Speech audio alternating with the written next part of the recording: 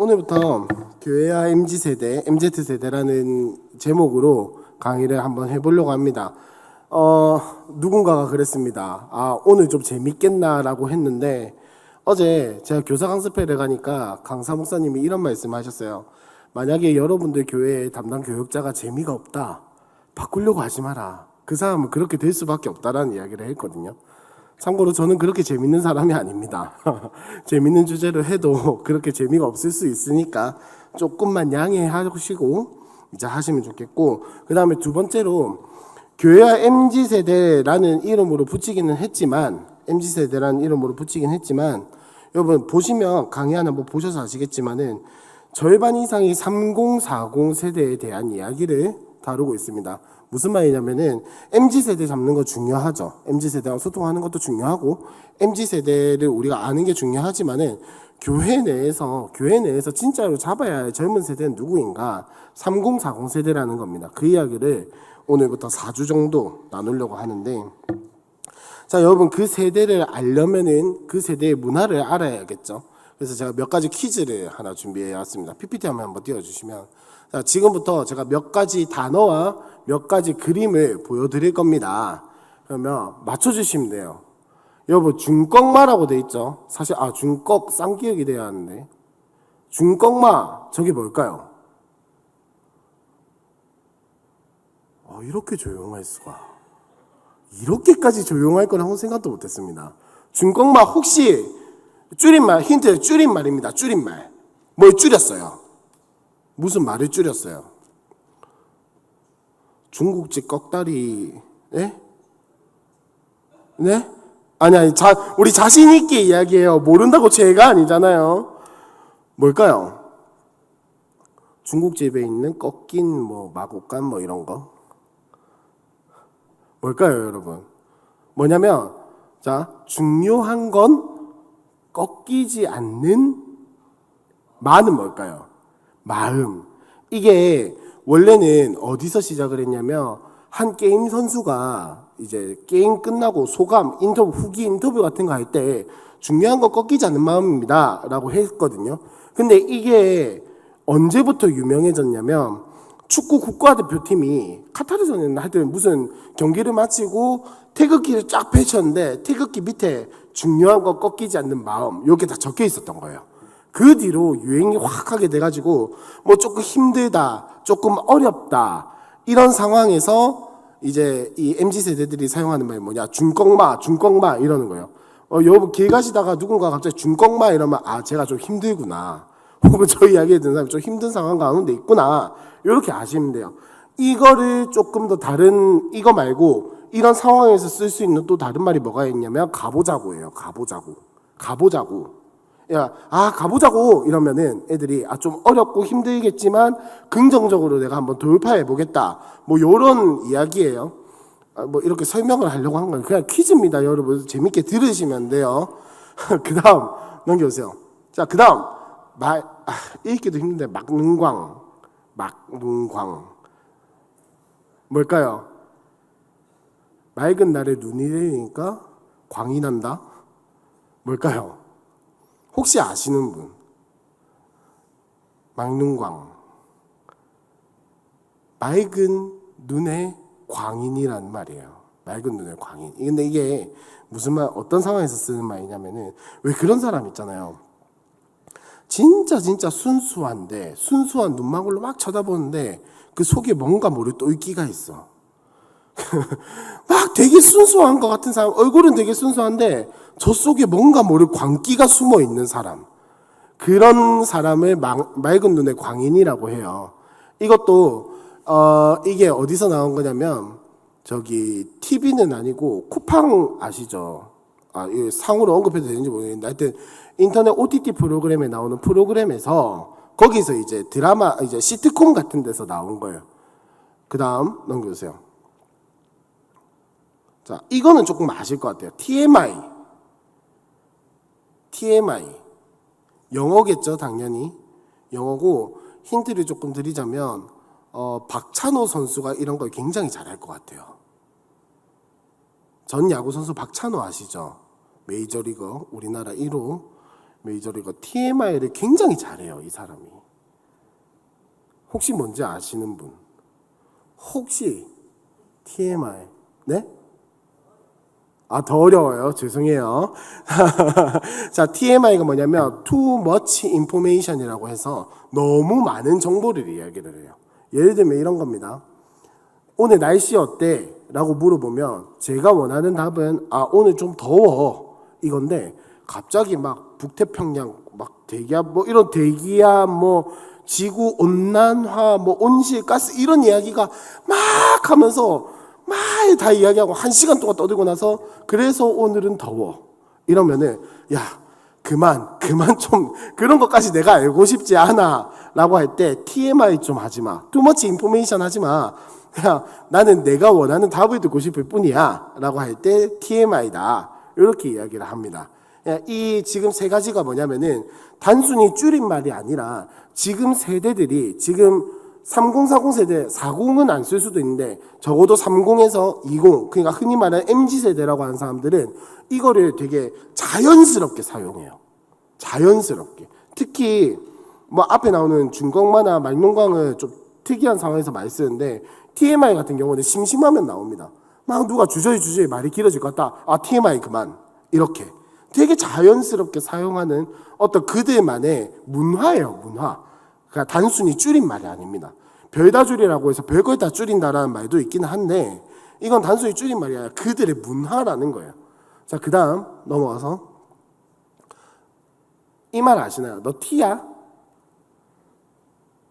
아이고, MBTI가 힌트입니다. MBTI에서 여러분 세 번째가 뭐랑 뭐가 있죠? F랑 T. F랑 T는 뭐와 뭐를 이야기를 하죠? 감정적인 것과 이성적인 사람 이렇게 나누잖아요, 그죠? 그럼 너 T야라고 물어보면은 너 이성적이야? 라는 질문이 되겠죠. 그럼 이런 말을 어느 상황에서 쓰겠습니까? 예를 들면 이거예요. 여러분 질문 한 가지 해볼게요. 제가 갑자기 여기서 여기 딱 올라왔는데 뭐 손에 이렇게 붕대를 감고 있다 칩시다. 아니면 제가 뭐 넘어져서 다쳤다 칩시다. 여러분은 누군가 다치면 바로 뭐라고 하세요? 괜찮나? 많이 다쳤나? 피 흘렸나? 뭐 등등등등.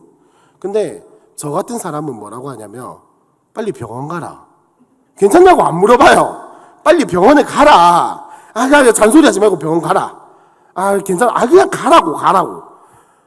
근데 F인 사람들, 저처럼 T인 사람들 말고 F인 사람들은 괜찮나? 안 다쳤나? 많이 아프나? 힘들지? 어쩌노? 이게 F예요. 근데 저 같은 사람은 야, 네 병원 안 가도 되나? 피 많이 나는데 빨리 꼬매야 할 것 같은데 이 말이 먼저 나와요. 저 공감 못하는 거 아니에요, 여러분. 저는 T인 사람들 굉장히 억울합니다. 공감을 못하는 게 아니에요. 공감의 방식이 다를 뿐인 거예요. 근데 이렇게 사람이 왜 그렇잖아요. 다쳤는데 갑자기 빨리 병원 가라 뭐 이렇게 하면은 그것보다는 듣고 싶은 말이 괜찮나? 안 아팠나? 이 말이 더 듣고 싶잖아요.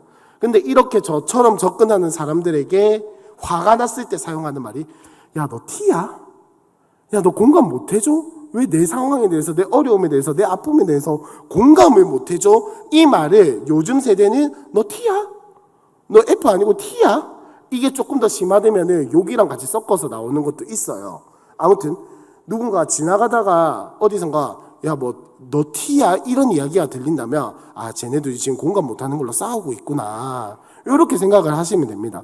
혹은 손자들이 할머니, 할아버지 T예요? 엄마, 아빠 T예요? 이러면은 내가 공감을 못 해줬구나. 공감을 사용을 못 했구나.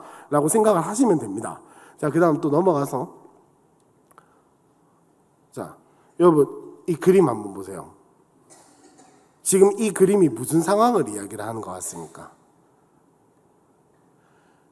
저녁 7시 20분에 하려고 할 때 할 걸. 그 다음에 9시 50분에 7시 20분에 하려고 할 때 할 걸 이라고 후회하고 있는 거고, 밤 11시 35분에 9시 50분에 하려고 할 때 할 걸이라고 했던 7시 20분에 그때 할 걸.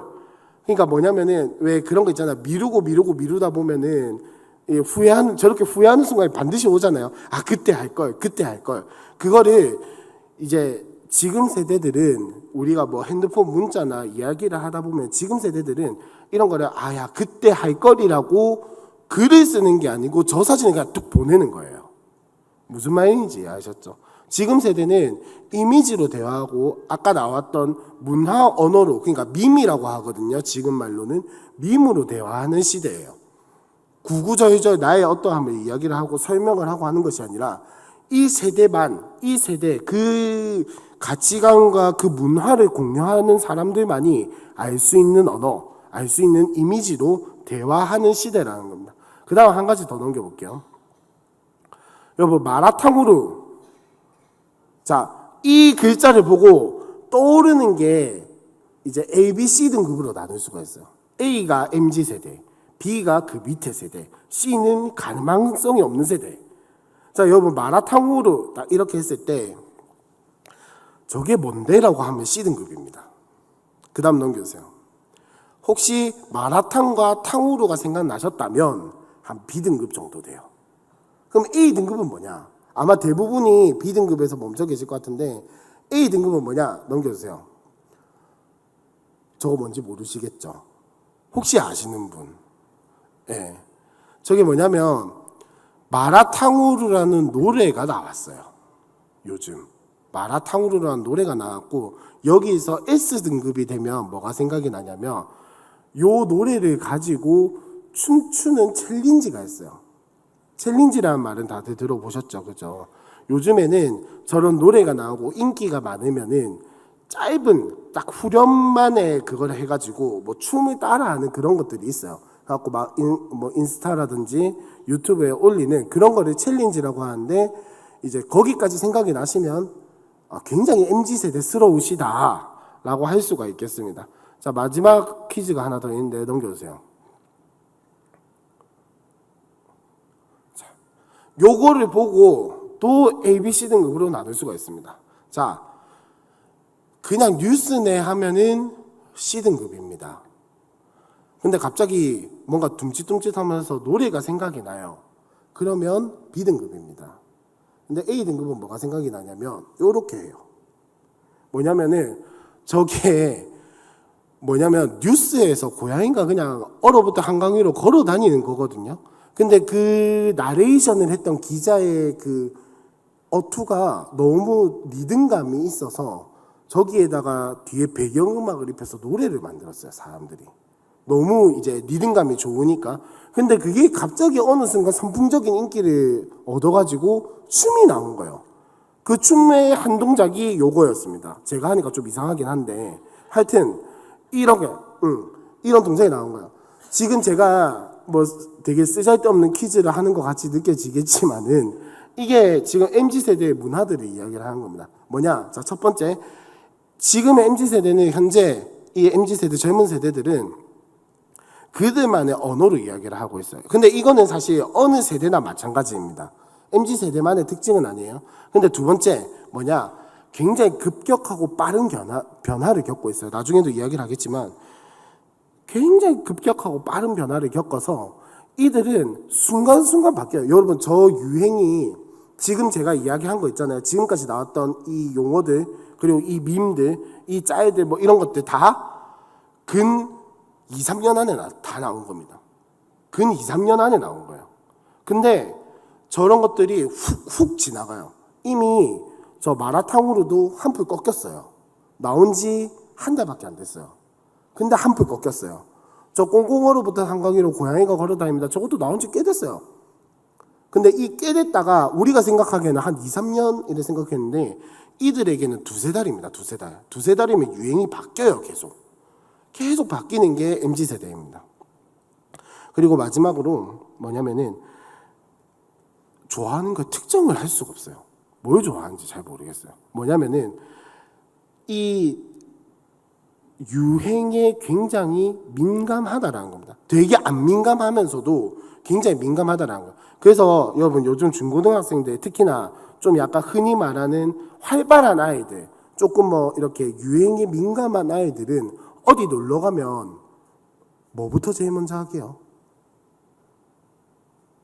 틱톡 아니면 릴스, 짧은, 그러니까 지금 단어로 숏폼 쇼폼이라고 하는 1분 미만의 동영상을 촬영한 거 제일 먼저예요. 우리는 막 우리 세대는 그렇잖아요. 가가지고 막 사진 찍고 뭐 이렇게 꾸미고 이렇게 하는 게 먼저인데 지금 애들은 가면 제일 먼저 하는 게 쇼폼 1분 미만의 동영상을 촬영을 제일 많이 해요. 그러니까 심심하면 학교에서 심심하면 걔네들은 뭐 하는지 아세요? 우리는 뭐 학교에서 심심하면 말뚝박기, 고무줄, 놀이 뭐 저희 세대 같은 경우에는 뛰어나가가지고 공 차고 뭐 그 학교 매점 가고 이런 게 추억의 대부분이었다면은 지금 애들은 심심하면 친구 두세 명이 모여가지고 1분 미만의 동영상을 찍어요. 야 우리 무슨 챌린지 해볼래? 무슨 챌린지 해볼래? 이게 현 시대의 사람들이라는 겁니다. 자 일단 강의 하나 한번 볼까요? 1번 한번 보시면 MZ세대 그들은 누구인가? 라고 제가 되게 거창한 것처럼 제목을 적어놨는데 자 1번 한번 보시면 시간적 배경을 한번 보시면 1981년생부터 2000년대 초반 출생이라고 되어 있습니다. 무슨 말이냐면은 굉장히 젊은 시대라는 거죠. 근데 여러분 MZ세대 다음에 한 세대가 지금 더 나타난 거 아세요? 이름이 하나 붙었어요 지금 이미. MZ세대 다음에. 자 MZ세대가 뭐냐면은 X세대 다음에 밀레니얼 세대, 그러니까 베이비붐 세대 그 밑에가 X세대거든요. 지금 나이대로 치면은 여기에 앉아 계신 대부분의 집사님들, 권사님들 뭐 하여튼 여러분들이 X세대의 그 어간입니다. X세대 아니면 X세대보다 위에. 그 다음에 그 밑에가 짧게 지나가긴 했지만 Y세대라는 게 있었고요. 밀레니얼 세대, 2000년대 어간에 태어난 사람들, 밀레니얼 세대를 해가지고 있었고, 그 다음에 더 이상 알파벳이 없어서 나온 게 G세대입니다. Z세대예요. 그 다음에 MZ세대가 끝나고 나서 지금 이제 초등학교 한 6학년부터 중학교 1, 2학년 이 아이들을 뭐라고 이야기를 하냐면 알파세대라고 이야기를 해요. 알파세대. 물론 뭐 알파라는 말 자체에 크게 뜻이 있는 건 아니에요.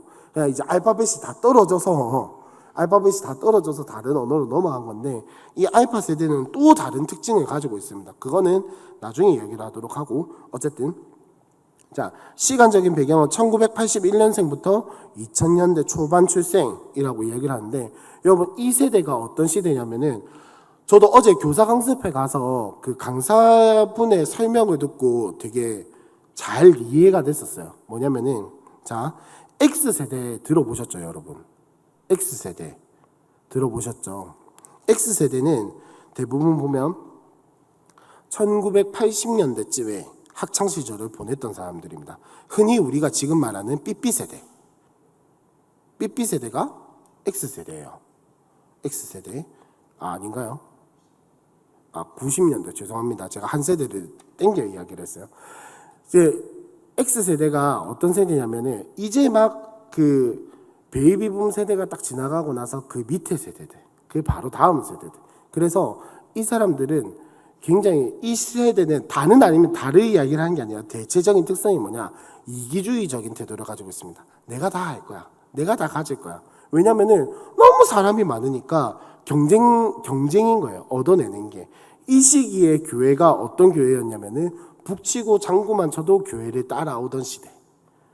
그러니까 여름 성경학교 한다고 북치고 뭐 풍선 들고 본장하고 동네 한 바퀴 쫙 돌면은 200~300명 그냥 쫙 모여오던 그 시대가 X시대를 이야기를 하는 겁니다. 그 다음에 나온 세대가 이제 밀레니얼 세대라고 해가지고 그 2000년대 그 어간의 세대를 이야기를 하는 것인데 이 세대의 특징은 뭐냐면은 개인주의적입니다. 무슨 말이냐면은 내 건 내가 하겠다라는 거예요. 예를 들면 어제 그 강사님이 뭐라고 표현을 하셨냐면 햄버거 3개가 있고 사람이 3명이 있어요. 개인주의라는 거는 뭘 이야기를 하는 거냐면 한 명당 하나씩 가져가는 거예요. 이기주의적이다라는 것은 뭐냐면은 3명이서 자기가 3개를 다 먹으려고 싸우는 게 이기주의고 개인주의는 뭐냐면은 자, 네 하나, 내 하나, 전마 하나 하나씩 다 놔두고 만약에 제가 배고픈데 옆에 애가 다 안 먹었어. 그럼 보통 우리는 어떻게 생각하죠? 보통 일반적으로 생각을 할 때는 개인주의가 아닌 시대를 살아가는 사람들이 살아갈 때는 뭐 그냥 양보를 해준다든지 아니면 뭐 니 더 먹으라라고 이야기를 아니면 옆에 사람이 그냥 먹어도 뭐 내가 배부르니까 더 이상 뭐 신경 쓸 거 없잖아요. 그죠? 별로 안 돼.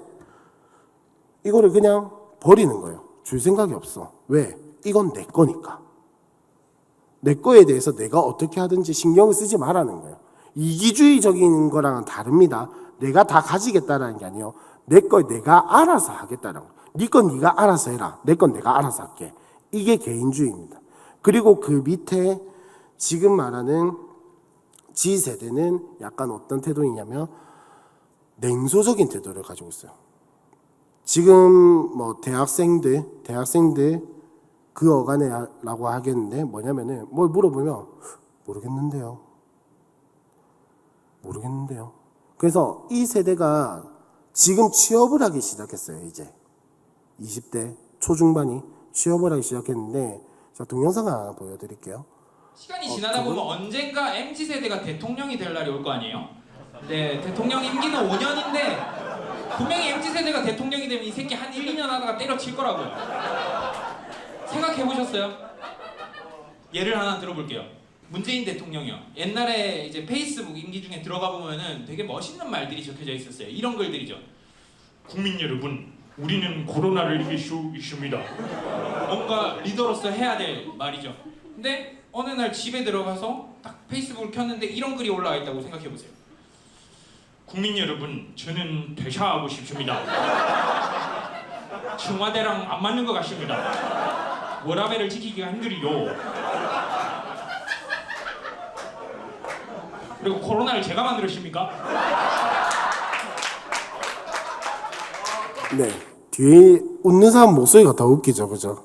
자, 이게 제가 지금 이걸 왜 보여드렸냐면 우리가 생각하기에 리더라고 한다면은 책임을 지려고 하고 뭔가 해결을 해주려고 하고 뭔가 이끌어 나가려고 하는 그게 있어야 하는데 지금의 시대 사람들이 지금의 어떤 마인드를 가지고 리더가 되었을 때 어떻게 되냐?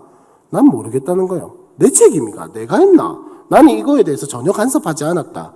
그래서 지금 이 세대들이 취업을 하기 시작했을 때 여러분 우리가 생각하기에는 출근 뭐 일을 하러 간다 이러면은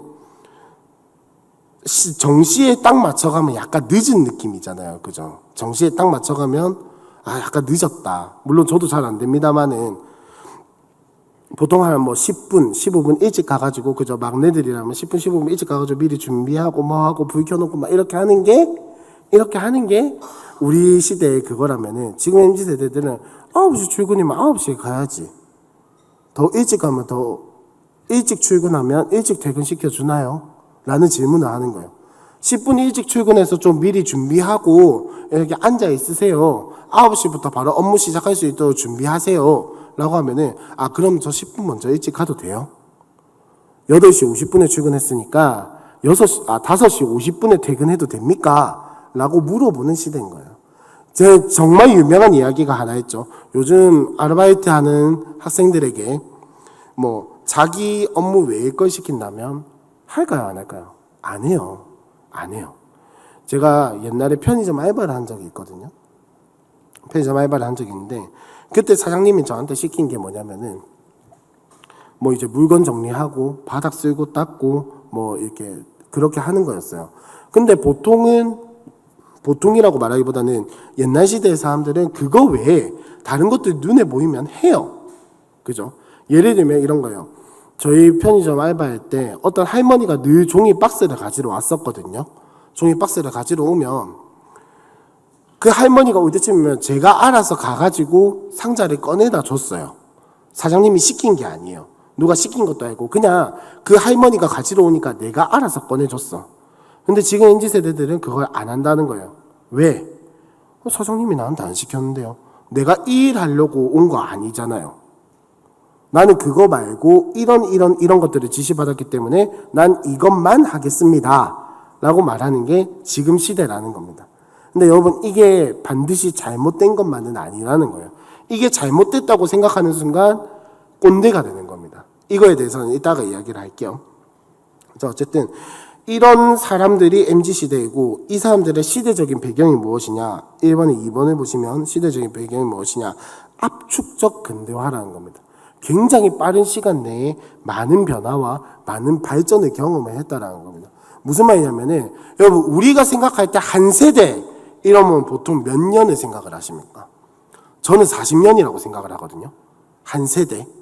그러니까 나이 말고 문화권의 한 세대를 저는 30년에서 40년 정도 생각을 했어요. 근데 지금은 몇 년 단위로 끊게요? 10년 단위로 끊어요. 그러니까 우리가 MZ세대다, 뭐 3040 세대다라고 이렇게 묶어서 이야기를 하는데 실제로 이미 저도 30대지만은 30대와 40대는 차이가 분명하게 나기 시작했어요. 근데 문제는 30대와 20대도 차이가 나고 지금 더 밑에 우리 중고등부 아이들에게서는 고등부와 중등부가 그냥 단순히 어리숙하고 크고의 차이가 아니라 문화 자체가 너무나도 달라져 버렸어요. 점점 가면 갈수록 이제 세대라고 문화적인 세대 구분은 10년, 5년, 3년, 2년, 1년 어쩌면 몇 개월 단위로 끊어칠 수도 있어요. 우리가 유행이 바뀐다 이러면 적어도 1년은 해야 하잖아요. 그죠? 근데 지금은 두세 달에 한 번씩 바뀐다니까요. 이게 속도가 정말 어마무시합니다. 기술이 발전하는 속도만큼이나 문화가 변하는 속도도 굉장히 빨라요. 그러니까 우리는 정말로 우리가 다음 세대를 준비하고 다음 세대를 생각하고 다음 세대를 키워낸 젊은 교회라고 한다면 우리가 다 알지는 못한다 할지라도 그리고 다 따라가지는 못한다 할지라도 그들의 문화가 빨리 바뀐다는 것 정도는 우리가 이해를 해줘야 이제 다음 세대를 살리는데 그나마 도움이 될 수 있겠죠. 어떻게 요즘 밈을 다 알겠어요. 그죠? 저도 그렇게 막 그런 거를 모르고 살아가는 사람이 아님에도 불구하고 요즘 중학생들이 이야기를 하는 거 들어보면 혼이 나가요. 저게 무슨 말이지? 뭔 말을 하는 거지? 지금 무슨 유행을 이야기를 하는 거지? 알아듣지를 못해요. 저도 이제. 네. 그러니까 그 정도로 시간이 많이 빨리 지나간다는. 그리고 이 MZ세대가 경험한 사회는 어떤 것이냐? 이 MZ세대가 태어난 이 시기쯤부터 여러분 기대 수명이라고 하는, 그러니까 사람이 몇 년을 살 것인가. 옛날에 7, 80살 산다 이 이야기 여러분 불과 몇 년 안 됐습니다. 10년, 20년 전에 7, 80살이 기대 수명이었어요. 근데 불과 1, 20년 만에 지금 수명이 몇 살까지 나왔습니까? 120살은 그냥 하는 말이고 어쩌면 건강하다면 140살, 150살까지도 이야기를 하는 게 현 세대예요. 무슨 말이냐? 뭐 의학 수준이 그만큼 발달했다 이런 것도 있겠지만은 시대가 그만큼 빠르게 발전하고 바뀌고 있다는 겁니다. 그만큼 인생이라고 하는 것을 길게 보는 시대라는 거예요. 그러면 옛날에 30대, 40대, 옛날에 20대, 30대, 40대를 생각하는 그 수준과 이 시대에서 20대, 30대, 40대를 살아가는 그들이 생각하는 저 같은 30대가 생각하는 30대의 위치는 다르다라는 겁니다. 여러분, 옛날에 40대면은 인생의 한 중반쯤, 맞죠? 인생 이제 중반쯤 접어들기 시작하는. 그런데 요즘 40대라고 하면은 애예요. 요즘 뭐 60부터 인생 시작이다, 70부터 인생 시작이다 이런 말이 심심찮게 들리잖아요. 내가 어떻든가는 별로 상관없이, 그죠? 심심찮게 들리는 게 지금 세대입니다. 그 다음 결혼 연령이 점점 상승하고 있어요. 저도 지금 이제 30대 중반에 막 들어섰는데 제 친구들 중에서도 아직 결혼 안 한 애들이 많아요. 좀 걱정돼요. 어쩔란가. 근데 그거는 너무 옛날 생각이라는 겁니다.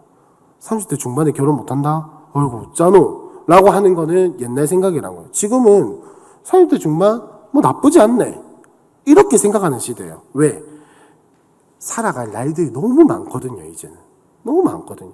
옛날에야 우리가 막 70세 80세 이렇게 이렇게 수명을 생각할 80세 90세 이렇게 생각을 할 때는 그래도 20대 후반쯤 되면 30대 초반쯤 되면 결혼해야지 라고 이야기를 하는데 이제는 뭐 120살 많게는 뭐 130, 140살까지 산다고 하는 시대에 뭐 30대쯤이야 뭐 이제 4분의 1쯤 왔는데 조금 더 늦게 결혼하면 어때? 이런 시대가 됐다라는 거예요. 그 다음 사회와 경제의 발전기를 겪어왔죠. 정말 급격한 발전기잖아요. 90년대와 지금 여러분 한번 생각해 보세요. 90년대와 지금 90년대와 지금은 천지 차이죠. 진짜 천지 차이죠. 근데 60년대랑 90년대를 비교해서 생각을 해보면 또 뭐 그다지 그죠? 그러니까 뭐 많은 차이가 있겠지만은 90년대에서 20년대까지 넘어올 때랑 60년대에서 90년대까지 갈 때랑 갭 차이는 어마무시하다라는 겁니다. 여러분 2000년대에서 2010년대 갈 때랑 2010년대에서 2020년대 넘어올 때랑 갭 차이가 어마무시하잖아요. 그래도 최소한 2000년대에는 스마트폰이 그렇게 발전하진 않았어요. 근데 지금은 스마트폰 안 들고 다니면 상대방이 갑갑해서 못 살아요. 나는 상관없이. 그만큼 보편화됐다라는 거죠. 불과 십몇 년 사이에 이렇게까지 발전할 거라고 누가 생각을 했겠습니까?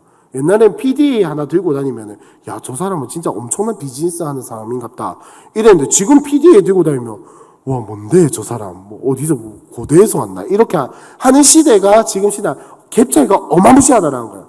발전을 안 했다는 게 아니고, 지금 MZ세대라고 하는 이 81년생부터 2000년대 초반에 출생인 사람들은 엄청나게 급격한 발전을 경험한 세대랑, 그 다음에 태어난 알파 세대들, 아까 말씀드렸던 지금 초등학교 고학년에서 중학교 넘어가는 이 알파 세대들은 이미 발전한 데서 태어났기 때문에 흔히 말하는 디지털 원주민 시대, 디지털이 너무나도 당연하고 익숙한 시대인 거예요.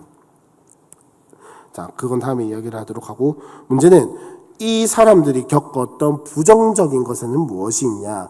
교육 정책이 굉장히 많이 바뀌었었습니다. 제가 아직도 생각나는 게, 제가 고등학교 1학년 때 수시 등급제, 지금의 그 고등학교 애들 점수 매기는 거 1, 2, 3, 4, 5, 6, 7, 8, 9등급으로 나누거든요. 물론 그 안에서 세부적으로 바뀌긴 하지만, 제가 고등학교 1학년 때 등급제라는 게 처음 생겼다라고 저는 그렇게 기억을 하고 있어요. 그러니까 그때 저희 두 해 위의 선배들, 그러니까 이제 그때 대학을 가야 하는 선배들은 난리가 난 거예요. 왜? 1등급에서도 꼴찌가 있고 1등이 있을 거잖아요. 그죠? 9등급에서도 꼴찌가 있고 1등이 있을 거잖아요.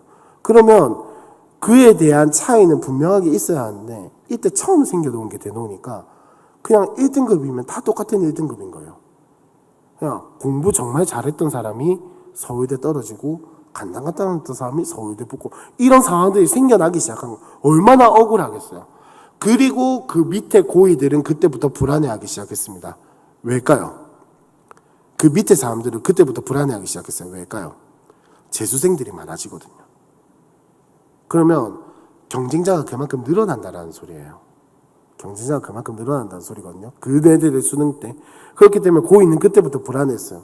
그러면 그때 고1인 저도 불안해하기 시작했죠. 왜?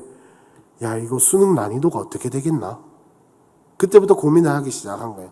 그러면 어떻게 하겠어요? 교육부에서는 당연히 그거를 잡으려고 여러 가지 시도를 하겠죠. 들쭉날쭉 하겠죠. 난리도 아니었어요, 그때. 근데 지금 우리 애들 이야기를 들어보니까 또 마찬가지예요. 지금 제가 제 기억으로는 분명히 최근 한 2, 3년 동안에는 고등학생들이 야자하는 게 되게 자율이었거든요. 그냥 알아서 하는 거였어요. 근데 지금 고1들은 선생님들이 때려 휘어잡아요. 옛날처럼. 왜냐? 지금 고1들이 대입을 준비하는 고3이 될 때는 교육정책이 바뀐대요. 이미 예견되어 있어요. 그러니까 선생님들이 고1들을 완전히 때려잡는 거예요. 그래서 지금 우리 교회 옆에 있는 분야의 남고 그게 고1 애들은 야자가 강제예요. 강제. 옛날처럼. 원래는 진짜 그 위에는 다 자율이었거든요. 지금 고1들은 완전 강제입니다. 특히나 거기서 공부 좀 더 잘한다. 선생님이 완전히 휘어잡아요. 지금부터 공부를 잘 해놔야 한다요. 전 자세한 정책은 잘 모르겠습니다. 하지만 바뀌기 때문에 선생님들이 굉장히 때려잡는다라고요. 근데 그게 여러분 불과 몇 년 사이입니까? 2, 3년 상간에 계속해서 바뀌고 있다라고. 그러니까 지금 시대뿐만 아니라 그 전에 저희 같은 시대들도 계속해서 교육 정책이 바뀌고 기틀을 잡아 나가는 시기였으니까 굉장히 혼선이 많았기 때문에 여러 가지 어떤 것들을 배우게 되었다라는 거죠. 그 다음 두 번째, 외환위기, IMF. 아직도 기억납니다. 저희 집도 그렇게 특출나게 잘 살지도 특출나게 못 살지도 않았는데, 그때 IMF 때 우리나라 경제가 휘청하면서 저희 아버지가 다니던 공장도 한번 휘청했고, 물론 그때가 저희 집의 최하는 아니었지만 제가 인생에서 살아본 그 어떤 시기보다도 우리 집이 힘들었던 시기였던 것 같아요. 그래서 엄마 아빠 표정 항상 안 좋고, 할아버지 갑자기 일하러 나가시고, 할아버지랑 같이 살았었거든요. 할아버지가 갑자기 일하러 나가시고, 그런 시기를 겪었던 게 이제 지금의. 근데 그게 문제는 언제냐면 어릴 때. 세상 물정 잘 모를 때. 그나마 세상 물정을 좀 알 때면은 괜찮은데 저는 그때 7살인가 그랬거든요. 97년도니까 어릴 때예요. 그러니까 지금 MZ세대 그보다 더 밑에 세대들은 아예 경험을 못했 사람은 그나마 괜찮은데 그때 어릴 때 휘청했던 걸 경험한 사람들은 자기도 모르게 부모님으로부터 우리가 흔히 배우는 적극적인 학대가 아니라 소극적 학대를 당하기 시작했다는 거죠. 그 다음 넘어가서 가치의 다원화가 본격적으로 진행되는 시기였습니다. 무슨 말이냐면은 이때 이 MZ세대들이 태어나고 살아가고 학교에서 배우는 그 순간, 그 세대부터 니도 맞고 내도 맞고 다 맞다 이거예요. 니도 옳고 나도 옳고 다 옳다라는 거예요. 그래서 이 세대들의 특징이 무엇이냐? 이거는 이 특징은 제가 다른 책에서 조금 인용을 해왔는데 간단하거나 재미있거나 정직하거나입니다. 무슨 말이냐면은 여러분 요즘 알파 세대들은 더하지만은 지금 젊은 세대는 100분짜리 동영상 절대 못 봐요. 어제 이것도 강사님이 이야기해 주셨는데 지금 세대는 어떤 세대냐면 1분짜리 동영상 100개는 볼 수 있어도 100분짜리 동영상 1개는 못 보는 시대입니다. 그러니까 그들이 뭐 집중력이 없다, 끈기가 없다 아니에요. 여러분 1분짜리 동영상 100개 보려면 얼마나 엄청난 집중력이 필요한지 아세요? 근데 집중력이 없다는 이야기보다는 그것보다는 짧은 것에 익숙해져 있다라는 거예요. 그러니까 뭐 도파미네이션이라는 책에 나오는 것처럼 도파민이 계속해서 자극이 되고 뭐 하여튼 이런 이야기를 일단 다 떠나서 짧은 것에 익숙해진 시대라는 겁니다. 간단한 것에 익숙해진 시대라는 거예요. 그래서 드라마도 요약본이 차고 넘치는 시대예요. 뭐 그리고 한때 지금 요새는 그래도 좀 괜찮지만 한때 보면은 무슨 드라마 요약, 무슨 영화 요약 이런 게 굉장히 인기가 있던 그런 시대라는 겁니다. 그 다음 두 번째 재미있거나입니다. 자, 그 뉴스 영상 한번 보고 나서 이어가도록 할 텐데 뉴스 영상 한 번만. 직장에 적응하지 못한 MZ세대가 조기 퇴사를 선언하고 직장을 떠나고 있습니다. 통계청에 따르면 지난해 청년층 평균 근속기간은 1년 7개월. 한 취업 관련 전문업체가 기업 671개사를 조사한 결과 응답자 87.5%가 1년 내 조기 퇴사자가 있었다고 답했습니다. 이들의 퇴사 이유는 업무와 기업 문화가 생각과 다르거나 적성에 맞지 않기 때문, 즉 직장에 대한 적응 실패가 대다수입니다. 특히 65%가량은 다른 기업으로의 이직과 같은 대책이 없음에도 퇴사를 선언하고 무직으로 돌아간 것으로 전해졌습니다. 회사 뭐 워라밸이나 연봉보다는 되게 회사 문화 같은 게 너무 안 맞아서 되게 회사를 떠나고 싶어하는 사람들이 많았던 것 같습니다. 그건 아무래도 그냥 자기가 생각한 근무 조건이랑 다르다거나 그 사내 인간관계에서 조금 트러블 있어도 나올 수 있을 것 같고 한 직장에 오래 있는 게 자신의 커리어 개발에 도움이 딱히 되지 않는다는 생각을 해서 어쨌든 다시 취준생으로 돌아가서 좀 다시 자신의 길을 찾아보려고 그러는 것 같습니다. 이 같은 변화는 퇴사에 대한 인식 변화 때문이란 분석이 나옵니다. 이전 세대와 달리 퇴사를 긍정적으로 바라보기 때문이란 겁니다. 실제로 최근 한 공공기관이 청년층 퇴사자들을 대상으로 한 조사에서 청년들은 퇴사하면 떠오르는 이미지로 자유, 해방, 휴식, 새로운 시작과 도전을 꼽았습니다. 직장에 남은 MZ세대 역시 과거와 다릅니다. 잡코리아가 지난해 MZ세대 직장인 1,100여 명에게 한 조사에 따르면 55%가량이 워라밸과 부담스러운 책임 때문에 임원 승진에 대한 생각이 전혀 없다고 밝혔습니다. 이제 회사 생활을 가장 많이 힘들어했던 사람들의 얘기를 종합해 보면 이제 대부분의 이유가 이제 뭐 직장 상사와의 갈등이나 불화 혹은 제가 뭐 이제 야근 강요나 뭐 잦은 회식 아니면 이제 뭐 꼰대 같은 상사 이런 것들이 제일 많았어가지고 이러한 기업 문화를 바꾸는 게 아무래도 퇴사를 막기에는 가장 좋은. 저 같은 경우에는 똑같은 일을 계속 해도 그러니까 10년 뒤에도 발전이 없겠다고 생각을 해서 그만둔 케이스라 어쨌든 다음 커리어에 대해서 좀 회사에서 좀 본받을 만한 사람이 있으면 좀 젊은 사람들도 계속 다닐 것 같은데 그게 아니라 뭐 1년 차 때도 3년 차 때도 10년 차 때도 뭐 연봉도 큰 차이도 없고 맨날 똑같은 일만 하면 결국은 자리를 못 잡고 젊은 사람들이 좀 많이 나가는 것 같아요. 청년들은 회사의 부품으로 살고 싶지 않다. 원치 않는 야근을 하며 워라밸이 무너진 삶을 살고 싶지 않다고 말하고 있습니다. KNN 디지털 리포트.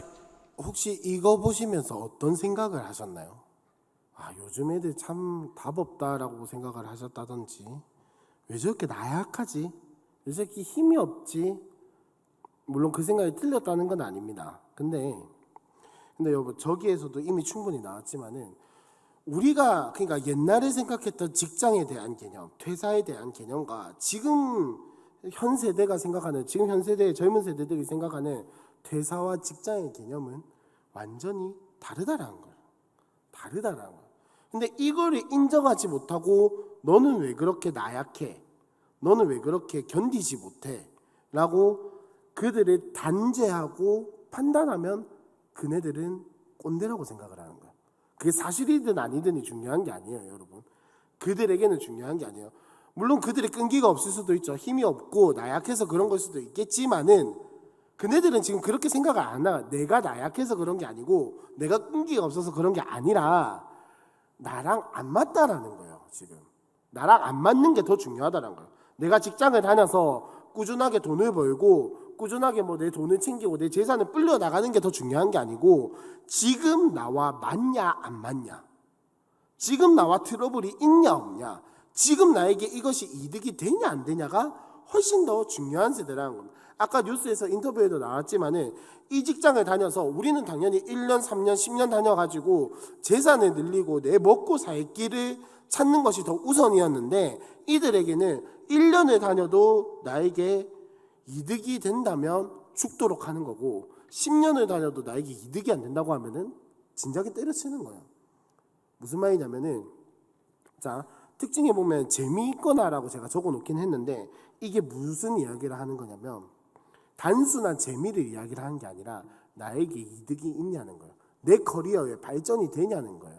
이 회사를 다니는 것이 나의 이력서에 뭔가 한 줄을 더 적을 수 있는 게 되냐, 혹은 내 삶에 더 즐거운 것이 되냐, 혹은 내가 이 회사를 다니면서 다른 나의 더 나은 자기 개발이라든지 이런 것들을 할 수 있느냐가 더 중요한 게 현대 지금 우리가 이야기하는 MZ세대라는 겁니다. 그러니까 우리랑 직장에 대한 개념이 다를 수밖에 없어요. 퇴사에 대한 개념이 다를 수밖에 없어요. 퇴사를 하면 우리는 막 세상이 무너지는 것 같고 당장에 먹고 살 길을 걱정해야 할 것 같고 이렇지만은, 이들은 그게 아니라는 겁니다. 그것보다 중요한 것은 나의 경력을 개발하는 것, 나를 키워나가는 것, 이것이 더 중요하다는 거예요. 그러면 아까 말했던 개인주의와 냉소주의나 이런 것들이 약간 적절하게 짬뽕이 되어 있는 거죠. 그죠? 짬뽕이 되어 있는 거죠. 자, 그 다음 특징 중에 정직하거나입니다. 그래서 지금 여러분 이 MZ세대들이 소비 패턴이 바뀐 게 뭐냐면은, 여러분 요즘 보면은 막 과대 광고나 이런 거를 하면은 완전히 그 제품은 파묻혀요. 솔직하게 이야기를 하는 게 훨씬 더 잘 먹힙니다. 그리고 요즘 왜 여러분 혹시 들어보셨는지 모르겠지만 뒷광고라는 이야기 많이 들어보셨나요? 혹시 뒷광고? 예를 들면 이겁니다. 요즘은 광고를 한다고 하면은 정직하게 우리가 이 제품에게 협찬을 받아서 이런 광고를 합니다라는 거 정확하게 명시를 해야 돼요. 지금 문화는. 근데 뒷광고라는 건 뭐냐면은 은근슬쩍 보여주는 거예요. 은근슬쩍. 그러면은 그렇게 만약에 뭐 어떤 유명한 인플루언서나 연예인들이 그런 뒷광고를 했다 이러면은 바로 아웃입니다. 이미지가 완전히 땅바닥에 떨어져요. 옛날에는 뭐 그냥 그런 거 슬쩍 이렇게 해도 별 문제가 안 되는 시대였는데, 요즘에는 슬쩍 이러는 순간 끝인 거예요. 무슨 말이냐, 거짓말을 하고 안 하고 이런 게 아니라 자기네들이 봤을 때, 혹은 내가 소비를 해야 하거나 내가 이런 어떤 관심을 가지는 것에 대해서 투명성이 보장이 되어야 한다는 겁니다. 나를 속이면 안 된다라는 말이에요. 이것도 결국은 약간 개인주의와 결부가 되어 있죠.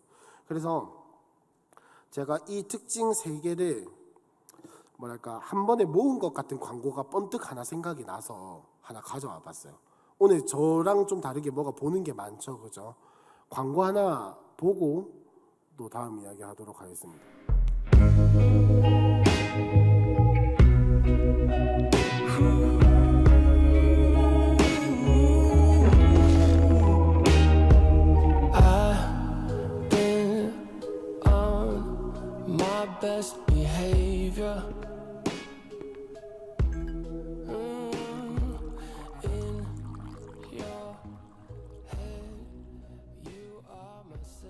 여기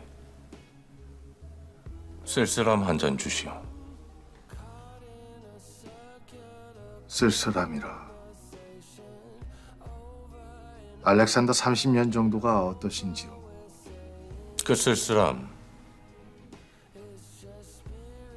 가격은 얼마나 하지? 잔당 5만 원입니다.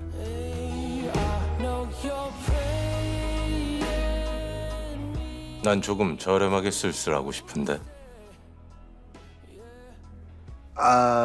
그러시면 18년으로 하시면 잔당 2만 원. 내 쓸쓸함은 5천 원을 넘지 않아.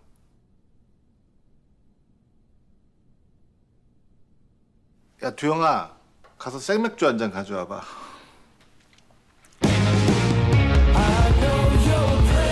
찾았다. 내 취향. 삼성 아이디 카드. 내가 가져. 뭐 이 뒤에는 그냥 삼성카드 이야기하고 그냥 여러분 놀랍게도 저게 2년 전에 나왔다 삼성카드 광고입니다. 2년 전에. 자, 제가 이거를 왜 특징을 표현을 했냐라고 이야기를 했냐면 첫 번째 옛날에 카드 광고 이런 거 하면은 뭐 알렉산더 30년 5만 원 이런 거 할 때 그냥 쫙 읽어버리는 게 옛날 카드 광고였어요. 왜? 자기가 이 카드를 쓰면서 뭔가 되게 과시를 해야 하는. 근데 지금은 그렇지 않다라는 겁니다. 내 취향에 저 카드가 정확하게 맞춰줘야 한다라는 거예요. 옛날에는 개인이 어떤 기업의 이런 것들을 막 따라가가지고 과시하기 위해서 가져왔다면 이제는 기업이 나를 맞춰달라는 거예요. 개인주의가 굉장히 이기주의랑은 다릅니다, 여러분. 개인주의가 엄청나게 강해진 시대예요. 굉장히 강해진 시대. 그거를 정확하게 마케팅을 파고 들어간 게 저 삼성카드 광고입니다. 저거 말고 몇 개가 더 있는데 그 나머지 광고의 내용도 결이 같아요. 이 삼성카드, 우리의 이 카드를 쓰면은 당신의 취향, 당신이 원하는 것, 당신이 필요한 것에 정확하게 맞춰주겠다.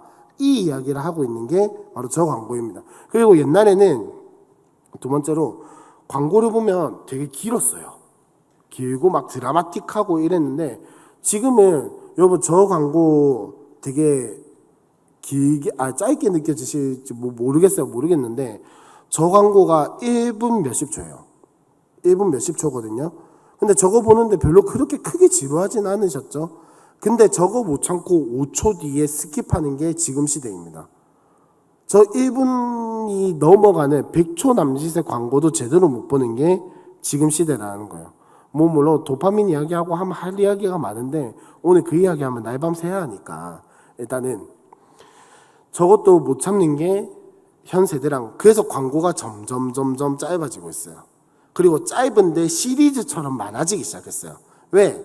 요새는 다 보면 유튜브 보고 있잖아요. 그죠? 15초짜리 광고, 20초짜리 광고, 30초짜리 광고 이거를 여러 편을 만들어서 많이 노출을 시키는 거예요. 그게 요즘 광고 전략입니다. 그런 것들을 하여튼 이야기를 보여주고 있는 거고 그다음 마지막으로 재미있게 잘 표현했잖아요. 그죠? 옛날에 막 어떤 뭐랄까 웅장하다고 해야 하나 과시를 하고 막 이런 거였는데 재밌게 위트 있게 잘 풀어낸 것처럼 지금 현 시대를 딱 보여주는 어떤 광고다. 삼성카드가 하여튼 광고는 진짜 잘 만들어요. 하여튼 그런 거를 보여주고 있는 것 같습니다. 근데 문제는 이런 세대들을 보면서 우리는 쟤네는 뭐 하나 제대로 하는 게 없노, 뭐 하나 꾸준히 진득하게 하는 게 없노, 혹은 열정도 없고 도전 정신도 없고 편한 일만 하려고 하네 라고 생각하는 순간 우리는 그들을 이해하는 자세가 아니라 뒤에 한 발짝 물러서서 방관하는 자세가 된 거예요. 이해하려고 하는 노력이 전혀 없어졌다는 거. 그러면 그네들은 우리가 알지 못하는 영역이 있을까요, 없을까요? 있겠죠. 우리가 하지 못하는 일들은 그들은 할 수 있을까요, 없을까요? 할 수 있겠죠. 할 수 있겠죠. 너무나도 당연한 이야기입니다. 너무나도 당연한 이야기. 근데 우리가 우리의 세대에 안주하는 순간 그들은 나약하다, 그들은 하지 못한다, 그들은 아무것도 할 줄 모른다라는 식의 평가가 나온다는 겁니다. 근데 이게 왜 제가 이런 이야기를 하냐, 이게 비단 지금 기성세대가 MZ세대만을 보고 이야기를 하는 걸까요? 그게 아니라는 겁니다. 옛날에 4,000년 전에 바벨론, 4,000년 전에 주전 2,000년, 2,000몇백 년쯤 되겠죠. 그때 바벨론, 그러니까 성경의 이야기가 펼쳐지고 있는 그 시대에 점토판이 하나가 발굴됐는데 거기에 무슨 내용이 있냐? 요즘 젊은 사람들은 버릇이 없다. 이런 내용이 4,000년 전에 점토판에 적혀 있었어요. 그 다음 옛날에 예수님이 살던 그 시대쯤 그리스 시대에 한 가지 문헌에 보면은 뭐라고 되어 있냐면 제가 그대로 읽어볼게요. 고대의 장수들은 혼자서도 가뿐히 돌을 들어가지고 적에게 던졌지만 요즘 젊은이들 같으면 2명이서도 들지 못할 정도로 나약하다. 2000년 전에도 젊은이들은 나약해요. 강한 애들이 없어요. 4000년 전에도 버릇이 없어요. 그 다음 소크라테스 아시죠? 여러분 많이 들어보셨죠? 젊은이들은 아무 데서나 먹을 것을 씹고 다니며 버릇이 없다. 소크라테스도 젊은이들 보고 버릇이 없다라고 했어요. 무슨 말입니까, 여러분? MZ세대가 문제라는 걸까요? 아니라는 겁니다. 기성세대가 그 다음 세대를 보는 굳어진 눈이 문제라는 겁니다. 그들의 굳어진 우리의 관습과 굳어진 우리의 눈과 굳어진 우리의 관념 때문에 그들이 버릇없어 보이는 것이지, 물론 버릇 없는 것도 있겠죠. 없다는 말이 아니라 굳어진 관념과 굳어진 이 관점 때문에 쟤네는 아무것도 못해가 나온다라는 겁니다. 물론 이제 가면 갈수록 시대가 약해지는 뭐 하여튼 그런 일반적인 상식들을 일단 잠깐 내려놓고 그런 것들 잠깐 내려놓고 제가 지금 드리고 싶은 이 긴 시간 동안 MZ세대의 문화에 대해서 계속해서 이야기를 했던 이유는 마냥 그들의 잘못을 이야기를 하고 그들의 나약함을 이야기를 하고 뭐 도파민에 중독이 됐니 뭐니 이런 이야기를 하기 전에 그들의 문화를 이해를 한번 해보자라고. 왜 쟤네는 저렇게밖에 할 수 없을까? 왜 저들은 1년마다 퇴사를 할까? 이 고민을 한번 해보자라는 거예요. 그거를 세상에서는 이미 너무 많이 고민하고 있어요. 이미 제가 몇 년 전에 90년생이 온다라는 책을 사서 읽었었어요. 그때 제가 사서 읽었을 때도 이미 그게 96쇄까지 나왔었어요. 여러분 96쇄라고 하면은 몇만 권 단위입니다. 몇만 권이 이미 팔린 그때 저는 그 책을 사서 읽었었어요. 무슨 말이냐? 이미 옛날부터 이런 일들은 예견이 되어 있었고 이런 시대는 올 거라고 생각이 되어 있었더라. 세상은 이미 그걸 예견하고 분석하고 이해하기 위해서 노력을 하기 시작했는데 교회는 그렇게 하고 있냐라는 이야기를 오늘부터 4주 동안 한번 해보려고 하는 겁니다. 그래서 강의한 2번, 큰 2번을 한번 보시면 한국교회 MZ세대라고 되어 있죠. 그래서 저는 MZ세대를 다 같이 이야기를 하면은 너무 광범위해질 것 같아서 청년들은 그냥 우리가 흔히 말하는 청년 세대는 잠깐 내려놓고 우리가 제일 많이 겪고 있는 작년의 막내 시대들 30, 40 세대를 한번 이야기를 해보자는 겁니다. 지금 딱 영아부 아이들, 유치부 아이들, 초등학교 저학년 아이들을 이제 자녀로 둔 그 세대에 대해서 한번 이야기를 해보자는 겁니다. 그리고 무엇보다 중요한 전제는 뭐냐면은 이 이야기가 모든 사람에게 적용되는 게 아니라는 거예요. 아니라는 거고 우리 교회에 이게 반드시 100% 적용이 되냐? 그것도 아니라는 겁니다. 사람마다 다를 수 있고 공동체마다 다를 수 있어요. 하지만 전반적인 분위기가 이렇다는 것을 알면은 우리 교회 내에 있는 사람들이 이해하기도 쉽겠지만 더 나아가서 전도할 때에도 우리가 어떻게 전도해야 할지 또 어떻게 섬겨야 할지를 조금 더 고민을 해볼 수 있는 뭔가 한 가지 거리가 되지 않을까 그런 기대감을 가지고 이제 이야기를 시작을 해보려고 합니다. 그래서 책은 두 책을 참고를 했어요. 첫 번째는 혹시나 그거 할까봐 한국교회 3040 트렌드라는 책이 있습니다. 요거는 이 책도 마찬가지인데 한국교회 트렌드 2024라는 책이 있습니다. 둘 다 트렌드라는 말이 붙었는데 무슨 말이겠습니까? 현 시대를 이제 따라가 보겠다라는 이야기를 하고 있는 거죠. 그래서 이 두 책 다 사실은 교역자 모임 시간에 이미 담임 목사님과 교역자들이 한번 나누었던 책들입니다. 나누었던 내용들이고 이 이야기를 우리가 이 교역자들만 알고 있기엔 너무 아까워서 같이 한번 제가 어떻게 잘 열심히 한번 풀어볼 테니까 우리가 함께 나누면서 이제 다음 세대들을 어떻게 좀 더 섬길 수 있을까? 왜냐하면 이 부모 세대를 이해하고 나면 그 자녀 세대들도 조금 더 이해가 되겠죠. 잠깐 아까 앞에 했던 이야기를 가져오면은 지금 초등학교 고학년, 중학교 1, 2학년 이 세대는 알파 세대라고 제가 아까 말씀을 드렸어요. 그죠? 이 알파 세대는 어떤 세대냐면은 일단 첫 번째 이 화면이 너무 익숙한 사람들이에요. 그죠? 화면 태어날 때부터 화면을 보고 살았어요. 이들은 태어날 때부터 화면을 보고 살아가지고 밥 먹을 때도 엄마들이 스마트폰, 씻을 때도 스마트폰. 요즘 여러분 그거 아세요? 몇 년 전에 나온 거긴 하지만 한때 진짜 인기 있었던 게 욕실 샤워기 앞에 딱 붙여놓고 핸드폰 넣어놓어서 붙여놔가지고 씻으면서도 드라마 보고 뭐 핸드폰 볼 수 있는 그런 욕실 용품이 되게 인기였던 거 알고 계세요? 아이고 이 촌 사람들은 어떻게 해야 할까요?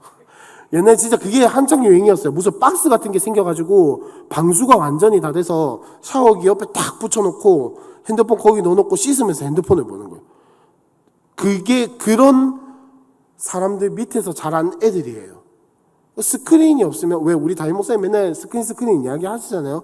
그게 괜히 하는 이야기가 아니라는 겁니다. 그들에게는 스크린이 익숙해야 너무나도 당연한 거고 스크린이 없으면은 아무것도 안 돼요. 저는 그리고 아시다시피 뭐 영상 띄우고 이런 게 너무 막 저도 번잡하고 상그럽고 막 그렇거든요. 근데 저 우리 중고등부 애들한테 너무 미안하지만 저의 그런 스타일에 따라가니까 우리 애들은 그걸 너무 힘들어요. 사실 애들은 뭔가 보고 이렇게 전환이 되고 이런 게 있어야 하는데 저는 그거 진짜 못하거든요. 근데 우리 애들은 그걸 원하니까는 저도 힘들고 걔네도 힘들고 하여튼 뭐 쌍방이 힘듭니다 지금 아주. 하여튼 그런 것들이 너무나도 익숙해진 시대이기 때문에 우리가 그네들이 핸드폰을 보고 있는 거 가지고 아이고 저 중독자들 이렇게 할 게 아니라 아 쟤네는 저렇게 자라왔구나라고 이해가 되어야 한다라는 거. 그래야 우리가 그들에게 복음을 전하는 것에 희망이 있다라는 겁니다. 그래서 또 여담으로 제가 한 1년 전인가 2년 전에 어떤 제의를 하나 받았는데 뭐냐면은 그 기독교 영상 컨텐츠가 있는 온라인 도서관 한번 사용해 보실래요? 라는 제의를 한번 받았었어요. 물론 뭐 공짜로 해주지는 않더라고요. 그래서 안 하긴 했는데 공짜로 해주는 게 아니라서 안 했는데 거기에 뭐냐면은 그네들이 계속해서 영상 컨텐츠를 만들어가지고 업로드를 시켜주는 거예요. 지금 여러분 뭐 넷플릭스 이런 거 아시죠? 넷플릭스, 뭐 TV, 쿠팡 플레이 뭐 등등 이런 것들이 많은데 그런 것처럼 내가 원하는 어떤 기독교 관련된 영상 컨텐츠들을 찾아볼 수 있도록 언제든지 핸드폰이든 컴퓨터든 태블릿이든 어디든 찾아볼 수 있도록 그렇게 만들어 놓은 뭐 플랫폼이 지금 이제 막 생겨나고 있습니다, 여러분. 넷플릭스만 있는 게 아니라 기독교도 있어요. 어쨌든 그런 게 너무나도 익숙한 세대 밑에서 자라온 애들이에요. 영상이 당연한 수준이 아닌 거죠. 그냥 나인 거예요. 나랑 별반 다를 게 없는 거예요. 그런 세대라는 거. 뭐 어쨌든 넘어가서 자, 그래서 한국 교회에서는 MZ 세대에도 주목을 해야겠지만 3040 세대에도 주목을 해야 한다는 겁니다. 왜일까요? 결론부터 이야기를 드리자면 이 3040 세대가 교회에서 자리를 잡아야 다음 세대가 있다라는 거예요. 자, 왜 그러냐부터 천천히 한번 이야기를 해봅시다. 3040 세대, 이 세대부터 여러분 종교가 어떻게 되기 시작했냐면 가족 종교화가 되기 시작했어요. 쉽게 말하면 이게 무슨 말이냐면은 여러분 지금 주일학교 다니는 우리 교회뿐만 아니라 우리 교회의 지리적 특성도 있겠지만은 우리 교회뿐만 아니라 지금 한국 교회의 거의 대부분의 주일학교는 부모님이 교회를 다니는 아이들이에요. 거의 대부분 90%가 물론 아닌 데도 있겠죠. 특별히 비율이 다른 교회도 있겠죠. 하지만 전체적으로 봤을 때는 거의 대부분이 부모가 다니기 때문에 애들이 다니는 거예요. 애들이 다녀서 부모를 전도하는 시대가 아니라 이제는 부모가 다니기 때문에 애들이 자연스럽게 따라오는 시대라는 겁니다. 자, 도표 한 번만, PPT 한 번만 띄워주실래요? 자, 지금 글씨가 잘 보일지는 모르겠는데 이 도표가 뭐냐면은 연령별 종교인 분포 변화입니다. 제일 밑에 제일 왼쪽 저 그래프의 연도가 언제냐면은 98년, 6년 그쯤인 것 같아요. 그때랑 2004년도, 2012년도까지만 해도 그래도 괜찮습니다. 그죠?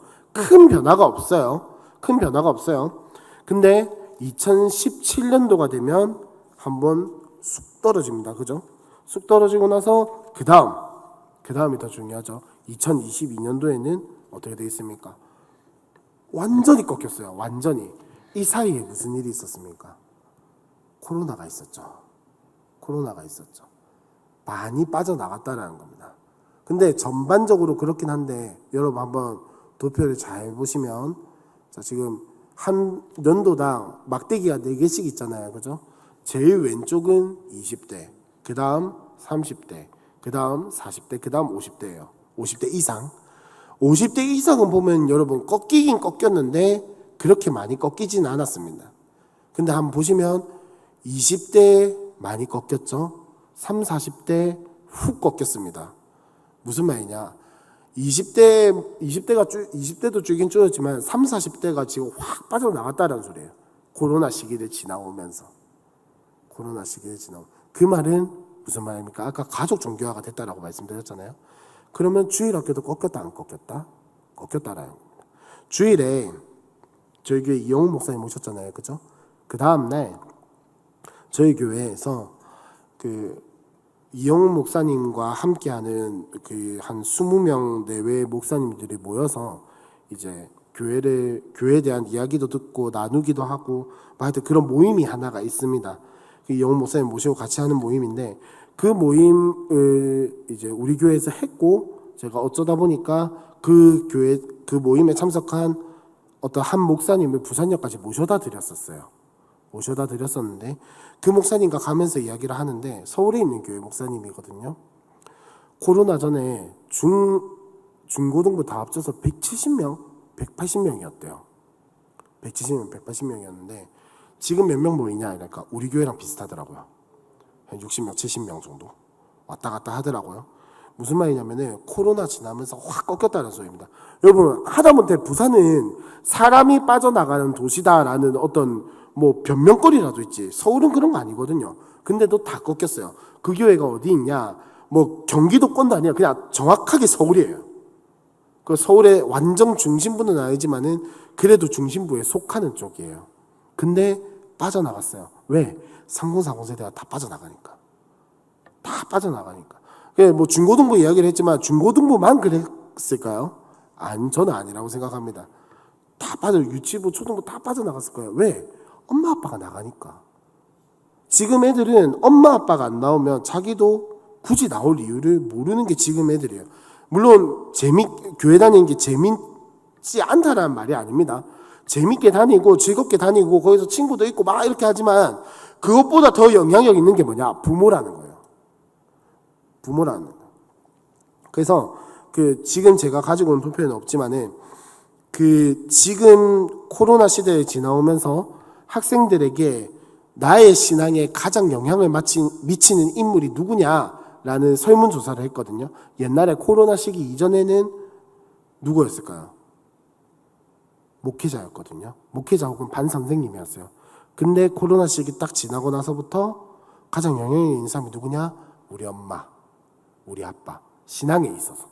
딴 거 말고 신앙에 있어서도 우리 엄마, 우리 아빠가 최고의 영향력을 가졌다라는 말입니다. 무슨 말입니까?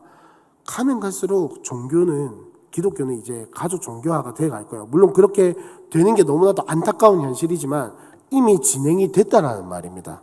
그러면은 우리가 아이들도 잡아야 하지만은 3040 세대에 대한 이해도도 있어야 교회가 대처가 가능하다는 거예요. 왜?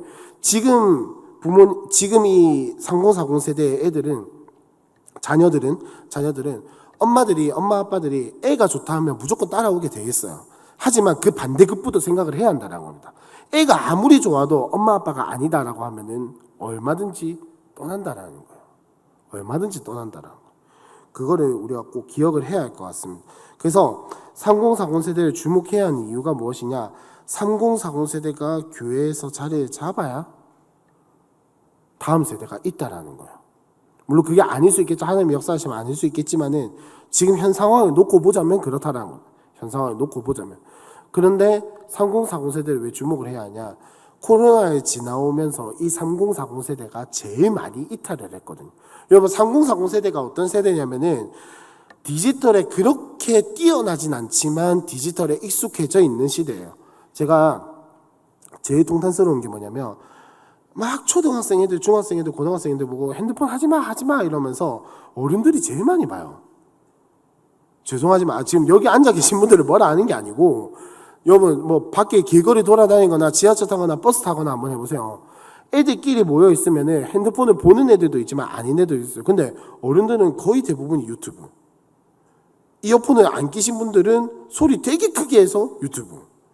그러면서 늘 이야기를 하시는 게 야 유튜브에서 그러던데 라고 하면서 정치 이야기 혹은 뭐 그런 이야기들 되게 많아요. 저도 얼마 전에 야 유튜브에서 그러던데 네가 틀린 거 아니야? 라는 되게 어이없는 이야기를 한번 들었어요. 제가 정말 잘 아는 분야였거든요. 제가 절대 모를 수가 없는 분야인데 유튜브에서 말한 야 유튜브가 맞다는데 네가 뭔데? 약간 이런 식의 이야기를 들었었어요. 화가 났는데 참았어요. 어쨌든 자 뭐냐면은 뭐 핸드폰 니에 뭐 우리부터 보지 말자 뭐 이런 이야기를 하는 게 정당성을 이야기를 하는 것이 아니라 정당성을 이야기를 하는 게 아니라 지금 우리는 그 세대들을 이해하려고 하고 있냐 그 말을 하고 있는 그 말을 드리고 싶은 거예요. 이해하려고 하고 있냐 이해하려고 하고 있냐.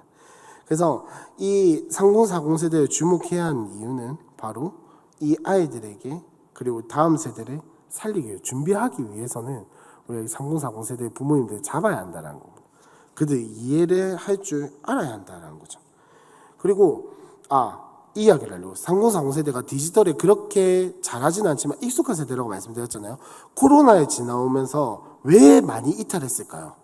그들이 MZ세대라서 약해서 뭐 꾸준히 하지 못해서 집중력이 없어서 그것보다 더 충격적인 게 뭐냐면은 자 제가 책에서 한번 보니까는 코로나 이후로 3040 세대가 현장 예배를 이탈을 했어요. 이탈을 했는데 물론 이 데이터가 전 절대적인 게 아니라고 생각을 해요. 전 국민이 뭐 이렇게 범위가 넓지 않기 때문에. 근데 자 현장 예배를 유지한 거는 70%에 가깝고 떠난 사람들이 30%에 가까워요. 3040 세대에서 30%가 떠났어요. 현장 예배를. 근데 그 현장 예배를 떠난 사람들의 비율이 어떠냐? 온라인 예배가 절반이 넘어가요. 무슨 말인지 이해하셨나요? 이들은 디지털에 그렇게 능숙하지는 않지만 익숙하기 때문에 온라인으로 예배드리는 것이 몸에 편하다라는 게 코로나에 지나면서 고착화돼 버린 거예요. 여러분 솔직하게 우리 이야기해 봅시다. 영상 예배 드리는 게 몸은 편하지 않나요? 그렇지 않나요? 어디서든지 할 수 있잖아요. 내가 뭐 별 그거 없이 뭐 애쓸 필요 없이 뭐 어디 놀러 갔다 그럼 그 자리에서 그냥 틀어놓고 보면 되는 거고 뭐 앉았다 일어났다 하든 안 하든 뭐 목사님이 어떻게 할 거예요, 그죠? 임예수가 이제 일어나라고 해서 내가 안 일어나면 뭐 목사님이 어떻게 할 거예요, 뭐 줌으로 하는 것도 아닌데 솔직히 몸은 편한 게 맞아요. 근데 지금 3040 세대들은 거기에 익숙해졌다라는 겁니다. 이미 편해졌다라는 거예요. 그래서 굳이 교회 안 가도 예배 드릴 수 있는데 뭐 물론 그 근저에는 예배가 뭔지 정확하게 모르고 기름 부으심이 있는 예배를 경험하지 못했기 때문에 그냥 앉아서 찬양 따라 부르고 기도 따라하고 설교 듣는 그 행위로만 드리는 게 예배의 전부다라고 생각을 하기 때문에 그런 것도 있겠죠. 하지만 지금 물론 그런 것도 있겠지만은 그 디지털에 익숙해져 버리고 고착화돼 버린 그것도 적지 않은 영향을 끼친다라는 겁니다. 그럼 우리는 고민을 해야겠죠. 야, 네 온라인 예배 드리면 안 되라고 정죄를 하는 것이 아니라 어떻게 하면 그 고착화된 현상을 땡겨올 수 있을까? 어떻게 하면 그 고착화된 현상을 이해하고 대안을 제시해 줄 수 있을까? 그거를 고민을 해야겠죠. 자, 넘어가서 이들의 개인 신앙생활은 어떠냐? 일상생활과 굉장히 밀접하게 연관되어 있는데 3040 세대가 일상생활에서 제일 힘들어하는 게 뭘까요, 여러분? 뭐라고 생각하세요? 혹시 도표 한 번만, PPT 한 번만 띄워주시면 감사하겠습니다. 자, 이거 넘어가고, 이거 전에, 네. 여러분, 보시면, 10년 후 신앙 유지에 대한 예상이라고 되어 있죠. 2030 세대 대 3040 세대라고 되어 있는데, 조금 연한 주황색이 2030 세대고 진한 주황색이 3040 세대거든요. 여러분 10년 상간에 세대가 차이 난다라는 거 아까 말씀드렸죠. 그죠? 그다음 보시면은 기독교 신앙을 버리고 교회도 안 나올 것 같다. 제일 왼쪽이거든요. 이 비율이 4% 5% 엇비슷합니다. 그죠? 그다음 기독교 신앙은 버리지만 교회는 나갈 것 같다. 요것도 뭐 2.6, 2.7 내나 엇비슷합니다. 그죠? 비율이 작아요. 근데 그 다음이 문제예요. 기독교 신앙은 유지하지만 교회는 잘 안 나갈 것 같다는 3040 세대가 더 높습니다. 근데 오히려 기독교 신앙도 유지하고 교회도 잘 나갈 것 같다가 2040 세대가 더 높아요. 우리가 생각하기에는 조금 더 나이 많고 조금 더 교회에 오래 다닌 이 사람들 3040 세대가 교회를 다니고 현장 예배를 지키고 이런 비율이 더 높을 거라고 생각하는데 오히려 10년 뒤에 너의 신앙이 어떨 것 같냐라고 물어봤을 때 3040 세대가 더 자신이 없다라고 이야기를 하는 거예요. 저 예수님 믿는데 교회는 안 가요. 이게 3040 세대가 더 높다라는 거예요. 오히려 지금의 20대가 저 오히려 교회 잘 나갈 것 같아요 라고 대답을 했다라는 거예요.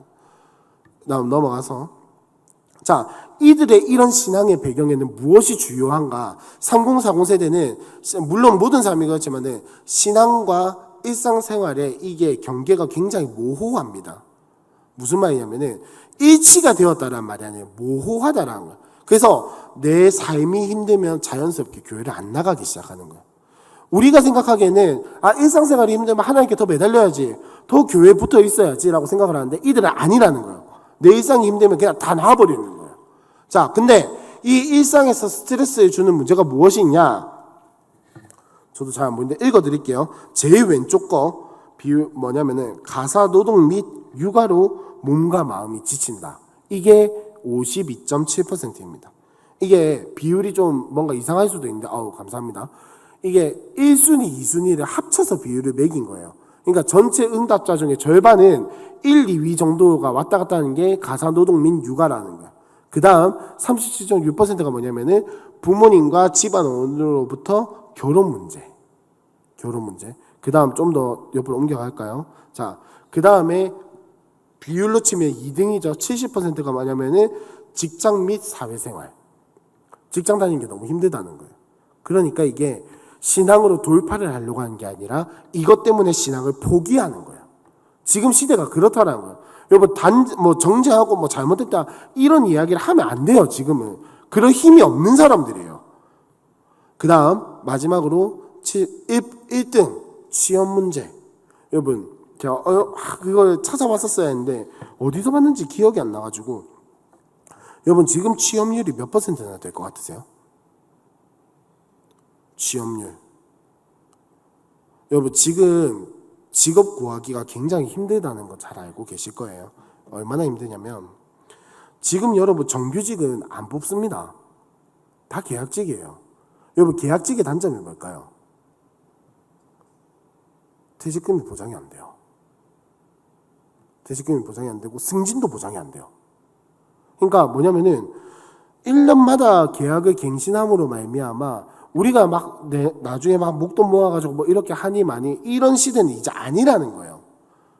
이런 시대가 안 된다는 거. 물론 이제 직장마다 다르겠죠. 직장마다 다르고 1년마다 재계약하면서 퇴직금을 쌓아주는 데도 있겠지만은 지금 여러분 1년마다 재계약을 하는 거는 그런 걸 안 하기 위한 꼼수인 거예요. 회사에서 안 해주는 회사도 많다라는 겁니다. 그러니까 얼마나 불안하겠어요. 거기에다가 근데 또 문제는 뭐냐면 최저시급은 올라가요. 아르바이트만 해도 자기 한문 검사하는 데에는 크게 무리가 없어요. 엄마 집에 붙어 있으면 되거든요. 그럼 집세가 나갈 거예요. 공과금이 나가요. 자기가 밥 해먹는 게 나가요. 무슨 말이냐? 취업도 어려울 뿐더러 취업을 안 하고 알바로 먹고 살아도 먹고 살 만한 시대라는 거예요. 그러니까 점점 더 취업에 대한 의지가 꺾이고 힘들고 근데 주변에서 취업을 하라고 하고 스트레스는 받고 근데 나도 안정적인 직장은 다니고 싶으니까 정규직을 하고 싶은데 정규직은 없고 그러면서 눈 돌리게 된 게 뭡니까? 9급 공무원. 지금 옛날부터 그랬어요. 제가 취업할 시대부터 꿈이 뭐냐? 9급 공무원 합격하는 거. 9급 공무원 합격하는 거. 그래가지고 흔히 말하는 그 공무원 철법통을 지키면서 살아가는 거. 그게 꿈이 되어버린 시대예요. 얼마나 스트레스 받겠어요. 옛날에 뭐 꿈 이러면은 다 뭐 대통령, 그죠? 뭐 삼성 사장 뭐 이런 거 나오는 시인데 아까 뉴스에서도 보신 것처럼 승진은 무슨 다 그냥 물론 뭐 워라벨이다 이렇게 이야기를 하겠지만은 그 이면에는 뭐가 있겠습니까? 그만큼 올라가기가 힘들다는 거예요. 왜? 기성세대는 숫자가 너무 많거든요. 그 사람들은 안 빠지거든. 그러면 그 사람들을 이렇게 표현했죠. 제끼고 내가 임원 자리에 올라가려면 내 나이 때 해가지고 올라가려면 어떻게 아까 말한 것처럼 워라밸이고 뭐고 가족이고 뭐고 다 내팽겨치고 결혼도 안 하고 일만 쎄빠지게 해야 되는 거예요. 근데 지금 시대가 그럴 시대냐? 그것도 아니라는 겁니다. 굉장히 복합적이에요. 그냥 그들이 힘이 없다, 도파민 중독이다 이렇게 말하기에는 굉장히 복잡하고 뭐가 여러 가지 얽히고 설킨 그런 시대라는 겁니다.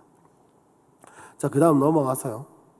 자, 그러다 보니까 이 극복할 그게 안 되고 코로나에 지나오면서 코로나 지나오면서 삶도 힘들죠.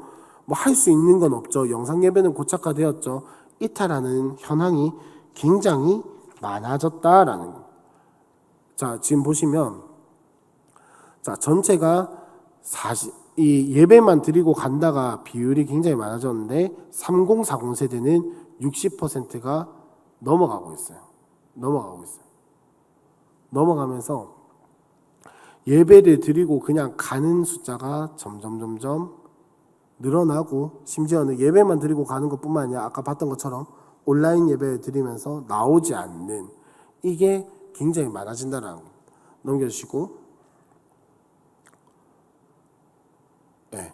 근데 문제는 이 출석교회에 대한 불만족의 이유가 무엇이냐.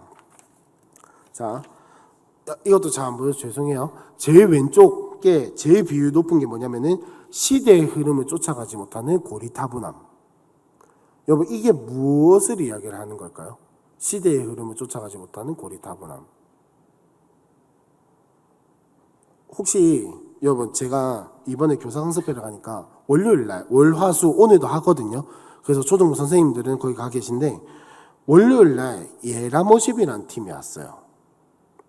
예라모십이라는 우리 교회에서 그렇게 멀지 않은 동네 중앙교회에 있는 청년 그 예배팀인데 거기서 하는데 여러분 우리가 생각하는 차연팀 하면 요렇게 그죠? 일반적인 악기들 건반들. 근데 거기는 어떤 한 자매가 헤드폰을 이렇게 딱 끼고 쿵짝쿵짝 막 이렇게 돌리고 막 이렇게 하고 있어요. 여러분 이거 어디서 하는 거죠?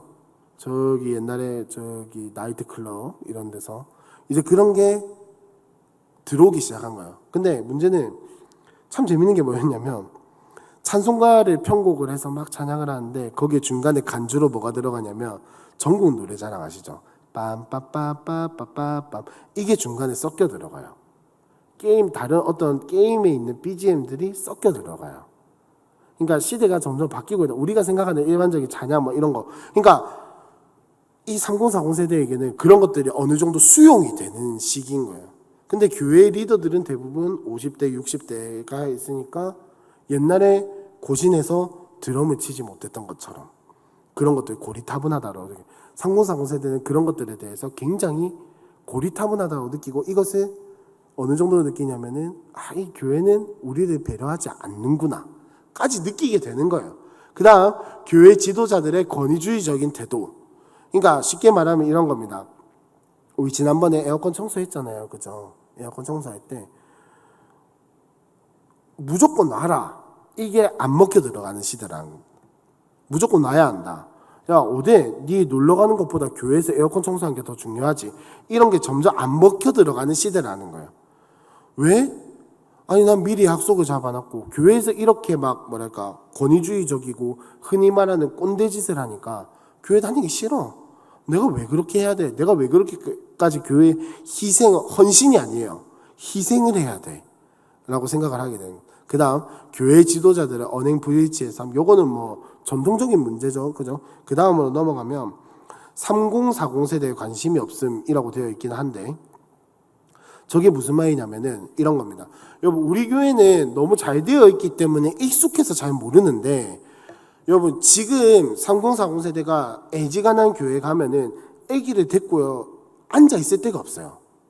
우리 교회 지하 1층 보면 수유실 있죠. 1층에 보면 키즈 카페 있죠. 뭐 다 있잖아요. 그죠?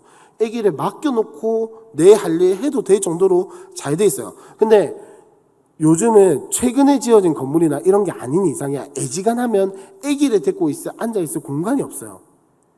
사무실도 우리 교회처럼 쾌적하게 되어 있는 데가 잘 없습니다. 잘 없어요. 누가 사무실에 공기청정기 넣어줘요. 방 만들어준 것만으로도 감사해라 이러지.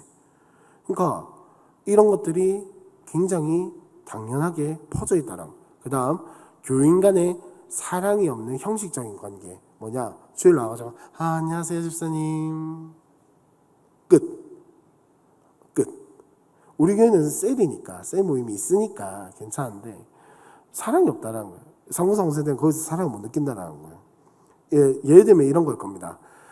아기를 안고 막 어떻게 예배를 드리려고 하는데 아기가 너무 시끄럽다고 좀 밖에 나가라고 그렇게 한 거.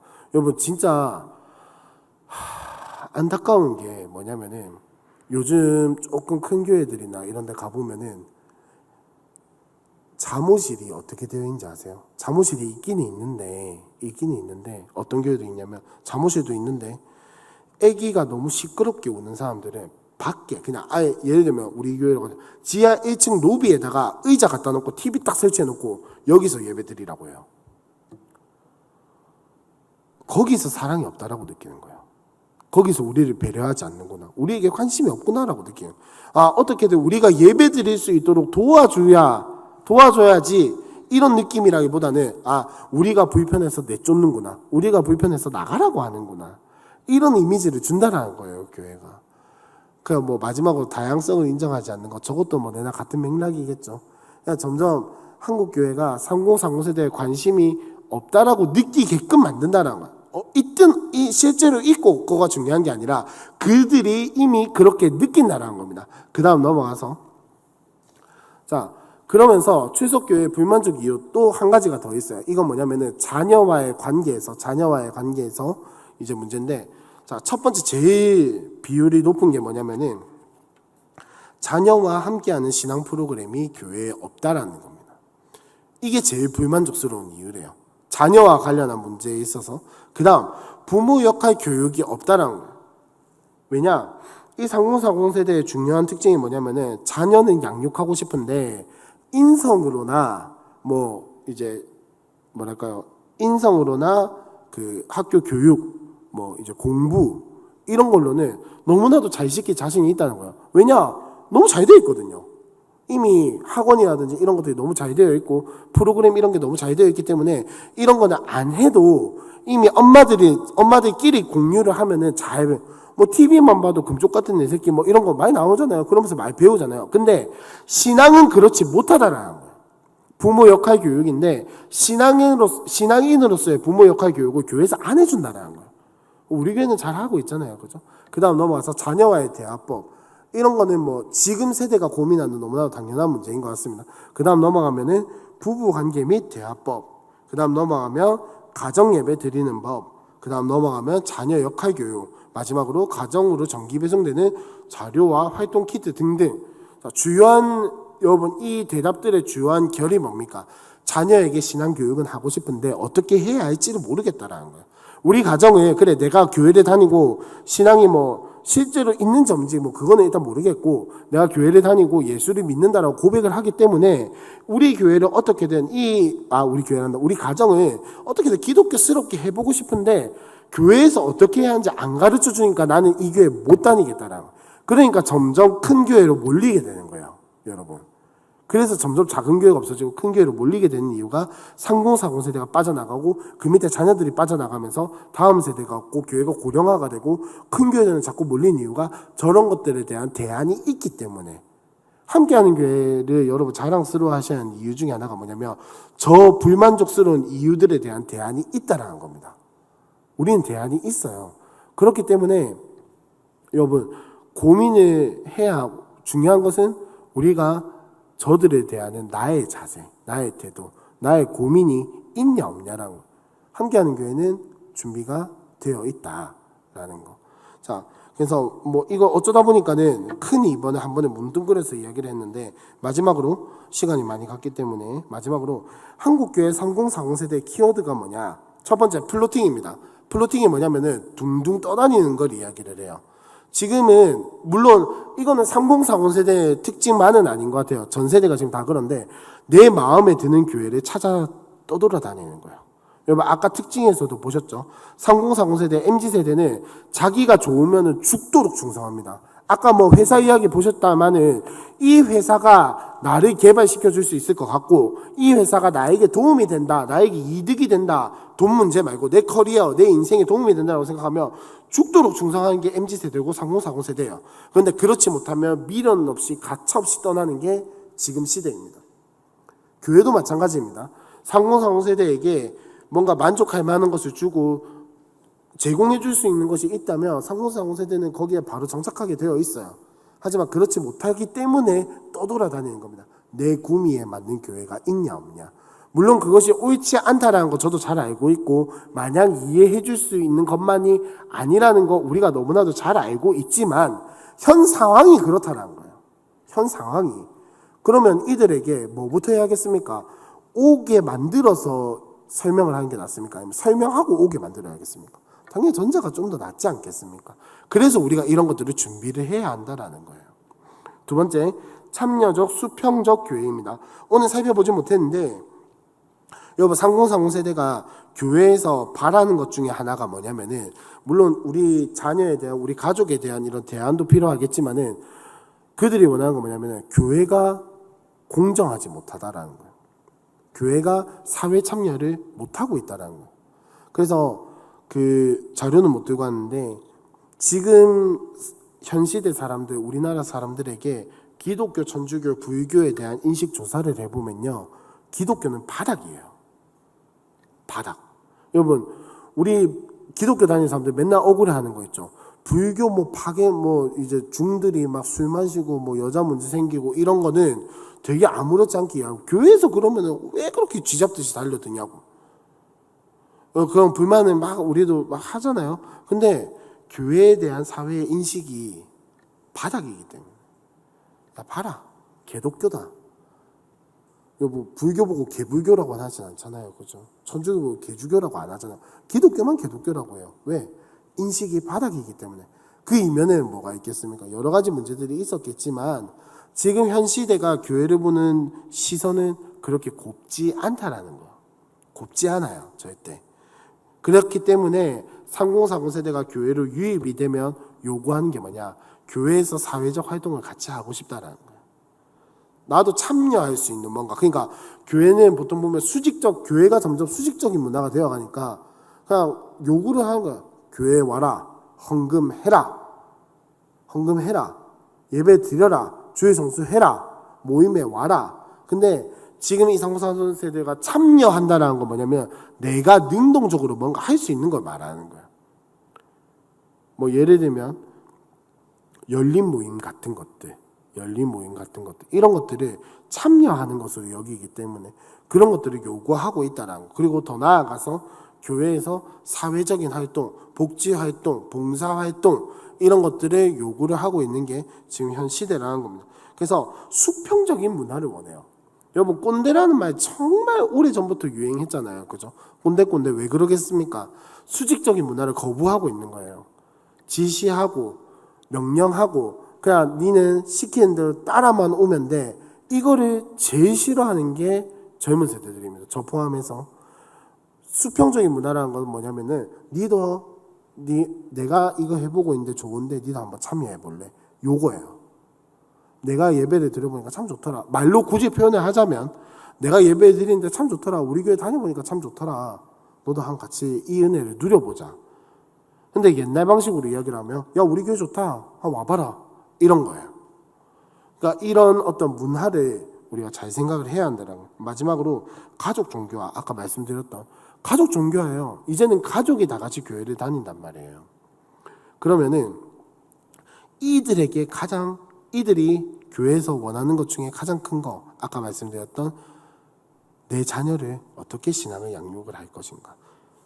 여러분 다음에 보겠지만은 그 3040 세대가 자기의 자녀에게 예를 들면 신앙 교육을 하는데 자기가 자녀에게 하는 교육이 10만큼 있다면 신앙 교육은 그 중에 1도 안 돼요.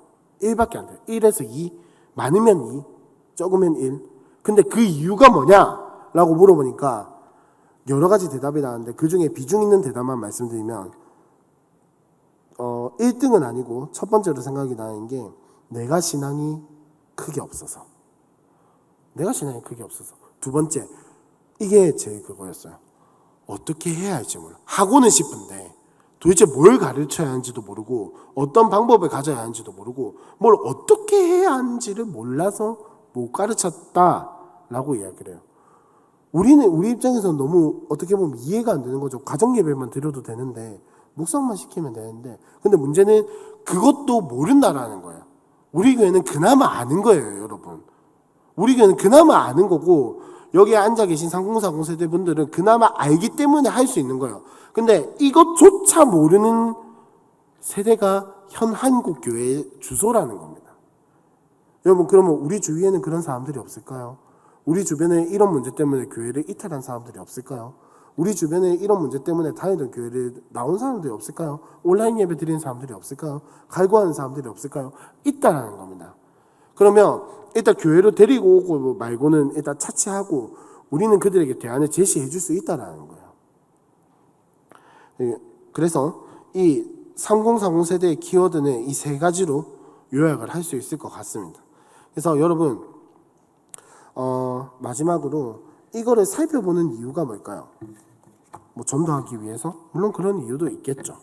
전도하기 위해서 그런 것도 있지만 우리 교회가 다음 세대를 준비한다면 이제는 옛날에 우리가 생각하는 다음 세대를 준비하고 그런 거랑은 시대가 달라졌다라는 이야기를 드리고 싶은 겁니다. 시대가 달라졌어요. 시대가 달라졌고 이제는 조금 더 다른 시선으로 바라봐야 하고 다른 것들을 준비해야 하는 때가 왔다라는 겁니다. 왔다라는 거. 그러면 거기서 우리가 해야 할 게 뭘까요? 우리가 가지고 있는 생각들, 우리가 가지고 있는 고정관념들 잠깐 내려놓고 그들의 입장에서 내려가서 생각을 해보는 거. 그래서 강의한 제일 위에 보시면 요한복음 1장 14절을 제가 적어놨는데 다 같이 한 번만 읽어볼까요? 시작. 우리가 그의 영광을 보니 아버지의 독생자의 영광이요 은혜와 진리가 충만하더라. 아멘. 여러분, 말씀이 육신이 되어 우리 가운데 거하심에 이 말씀 뭐 굳이 제가 다 설명 안 해도 잘 아시는 말씀이죠. 예수님이 이 땅에 성육신에서 오셨다는 말이잖아요. 왜 오셨습니까? 왜 오셨습니까? 우리를 살리기 위해서 오셨잖아요. 왜 이 방법을 선택하셨어요? 이 방법이 아니면 안 되거든요. 굳이 우리가 생각하면 굳이 하나님 이렇게까지 하셔야 했나요? 아니요, 그렇게 해야만 했어요. 우리도 여러분 40세대를 살리고 싶고 다음 세대를 준비하는 우리가 그런 사명을 받았다면 우리 교회 공동체가 그 사명을 받았다면 우리도 예수님이 우리를 위해서 이 땅에 오신 것처럼 우리의 시선도 낮추어서 바라볼 줄 알아야 한다는 겁니다. 근데 여러분 그게 쉽지는 않잖아요. 그죠? 절대 쉬운 일이 아니고 어려운 일이긴 하지만 그럼에도 불구하고 우리는 이 시선을 낮출 줄 알아야 합니다. 이제는 여러분 중고등학생들에게만 시선을 낮춰야 하는 게 아니에요. 이제는 같은 어른이고 같은 뭐 이렇게 성인이 되었다 하더라도 그래도 시선을 낮춰야 하는 게 지금 시대입니다. 그래도 시선을 낮춰야 하는 게 지금 시대예요. 여러분 제가 최근에 우리 중고등부 애들 없으니까 하는 이야기인데 중고등부 애들 이야기 들은 것 중에 제일 어이없는 이야기가 뭔지 아세요? 고등학생들이 중학생 보고 나 쟤네가 이해가 안 돼요. 이 말. 쥐랑 걔랑 몇 살 차이 난다고 뭐 벌써부터 이해가 안 된다고 그러고 저도 걔네가 이해가 안 돼요. 무슨 말이냐? 세대가 그만큼 급격하게 바뀌고 있다라는 거예요. 세대가 그만큼 급격하게 바뀌고 있고 물론 걔네가 사춘기라서 그런 것도 있겠죠. 그런데 문화가 그만큼 많이 달라. 제가 그냥 봐도 지금 중학생이랑 고등학생이랑 문화가 진짜 천지 차이예요. 천지 차이고 이해를 못하겠다라는 그 말이 어이가 없으면서도 이해가 돼요. 또 그래서 그만큼 시대가 많이 달라지고 있고 또 우리가 아까 우리 목사님이 이야기하셨던 것처럼 이영훈 목사님이 말씀하신 대로 본질을 잡는 것도 중요하지만 여러분 지금 시대는 본질만큼까지는 아니지만 포장지도 어느 정도 중요한 시대예요. 포장지도 어느 정도 중요한 시대이기 때문에 우리가 이런 것들을 균형 있게 잘 잡아나가는 조금은 지혜롭게 우리의 방향을 설정하는 함께하는 교회가 됐으면 좋겠습니다. 그래서 이런 것들을 우리가 한번 이야기를 하면서 나아갔으면 좋겠고, 마지막으로 진짜 마지막으로 한국교회 트렌드 2024 그리고 한국교회 성공상공 트렌드 이 책을 지을 때 많은 역할을 했던 한 기관이 있어요. 뭐냐면은 목회 데이터 연구소라는 기관이 있는데 거기에 대표님이 주일날이랑 월요일날 우리 교회 오셨었거든요. 여러분 모르셨죠?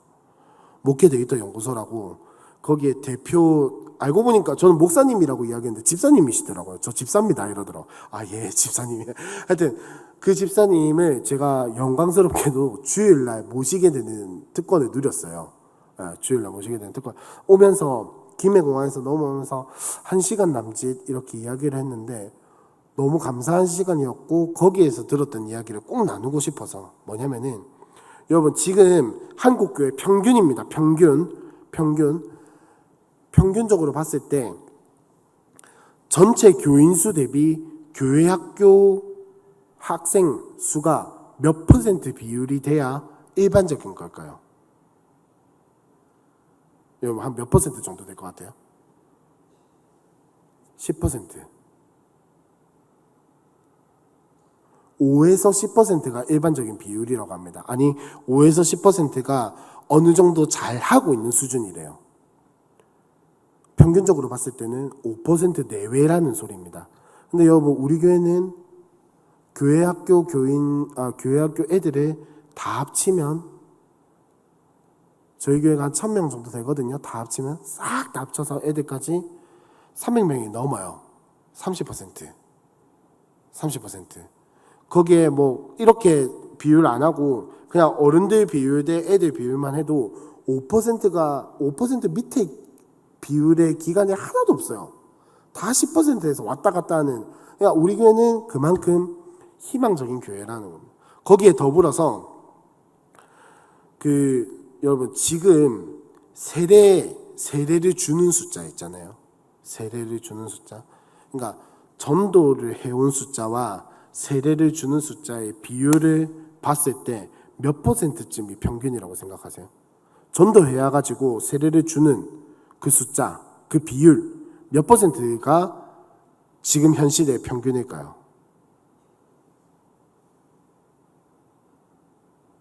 예? 10%. 또. 한 몇 퍼센트쯤 될 것 같아요?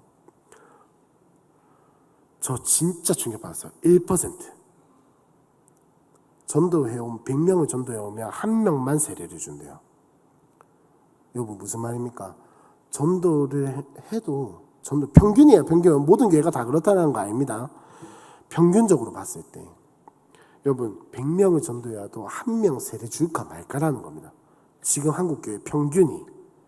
근데 우리 교회는 큐티학교 등록자만 해도 몇 명이며 거기에 이번에 세례만 해도 몇 명이었습니까? 그죠? 얼마나 감사한 일인지 몰라요. 100명을 데리고 와도 1명을 세례 줄 수 있을까 말까 한 이 시대에 우리가 세례를 10명씩 20명씩 줄 수 있다는 게 얼마나 감사한 일입니까? 다른 교회는 세례식 틈날 때마다 하는데 우리 교회는 1년에 딱 2번밖에 안 해요 또. 근데 그마저도 시기가 안 맞으면 무조건 나가립니다. 이런 표현 써서 죄송해요. 무조건 안 돼요. 다른 교회는 어떻게든 해줘요. 그냥 교육 좀 못하도 해주고 좀 문답 좀 참석 못해도 어떻게든 만들어서 해주는데 우리 교회는 교육 못 오면 땡, 문답 못 오면 땡, 무조건 그냥 땡땡땡이에요. 근데 그럼에도 불구하고 많이 줄 수 있다는 거 얼마나 복된 사실인지 모릅니다. 여러분 이 공동체 우리가 계속해서 이어나가야 하지 않겠습니까? 이 공동체 우리가 세워나가야 하지 않겠습니까? 그러려면 우리가 다음 세대에 대한 다음 세대에 대한 이해가 분명히 있어야 한다는 겁니다. 그걸 위해서 4주 동안 우리가 이 이야기를 한번 해보자라는 거예요. 물론 뭐 제가 이 책을 가지고 할 거기 때문에 결국은 뭐 데이터라든지 뭐 통계라든지 이런 이야기를 많이 해서 조금 지루할 수도 있고 재미가 없을 수는 있겠지만은 여러분 때로는 이런 숫자를 보는 게 사람의 뇌를 깨우치는 데에는 굉장히 많은 도움이 됩니다. 그죠? 그냥 말로만 듣다가 숫자 딱 들으면은 방금 여러분 1% 할 때 다 놀라 자빠지셨잖아요. 그죠? 그렇다고 해주세요. 다 놀라셨잖아요. 그죠? 그러니까 이런 숫자를 한 번씩 우리가 또 들어야 들어야 심각성을 깨닫게 되는 것처럼 하여튼 그렇습니다. 그래서 우리가 다음 세대, 정말 그 다음 세대를 위해서 애쓰고, 여러분 다음 세대 개념이 애들만의 이야기를 하는 게 아니잖아요. 우리가 신앙을 전해야 하는 그 모든 세대가 다음 세대인데 우리의 다음 세대에 대한 이해를 충분히 높이는 4주간의 시간이 되었으면 좋겠습니다. 제가 기도하고 마치도록 하겠습니다. 하나님 감사합니다. 우리 이 자리에 불러주시고 오늘도 수요성령대학으로 모일 수 있게 하여 주시면 감사합니다. 주님, 한국교회 그리고 우리 함께하는 교회를 위하여서 기도합니다. 주님, 3040 세대가 살아나게 하여 주시고, 주님, 자녀에게 신앙을 물려줄 수 있는 세대가 되게 하여 주시고, 더 나아가서 하나님, 기성세대가 우리가 그들을 품고 이해하고 보듬어주고 하나님의 사랑을 정말로 잘 흘려보낼 수 있는 통로의 역할을 감당할 수 있도록 주여 은혜를 베풀어 주시옵소서. 그를 위하여서 하나님, 우리가 4주 동안 또 수요성령대학을 하며 문화에 대해서, 그들의 삶에 대해서 알아갑니다. 주님, 깨닫게 하여 주시고 알게 하여 주시고, 주님, 그들을 이해할 수 있는 지혜를 허락하여 주시옵소서. 모든 것 예수님의 이름으로 기도합니다. 아멘. 수고하셨습니다.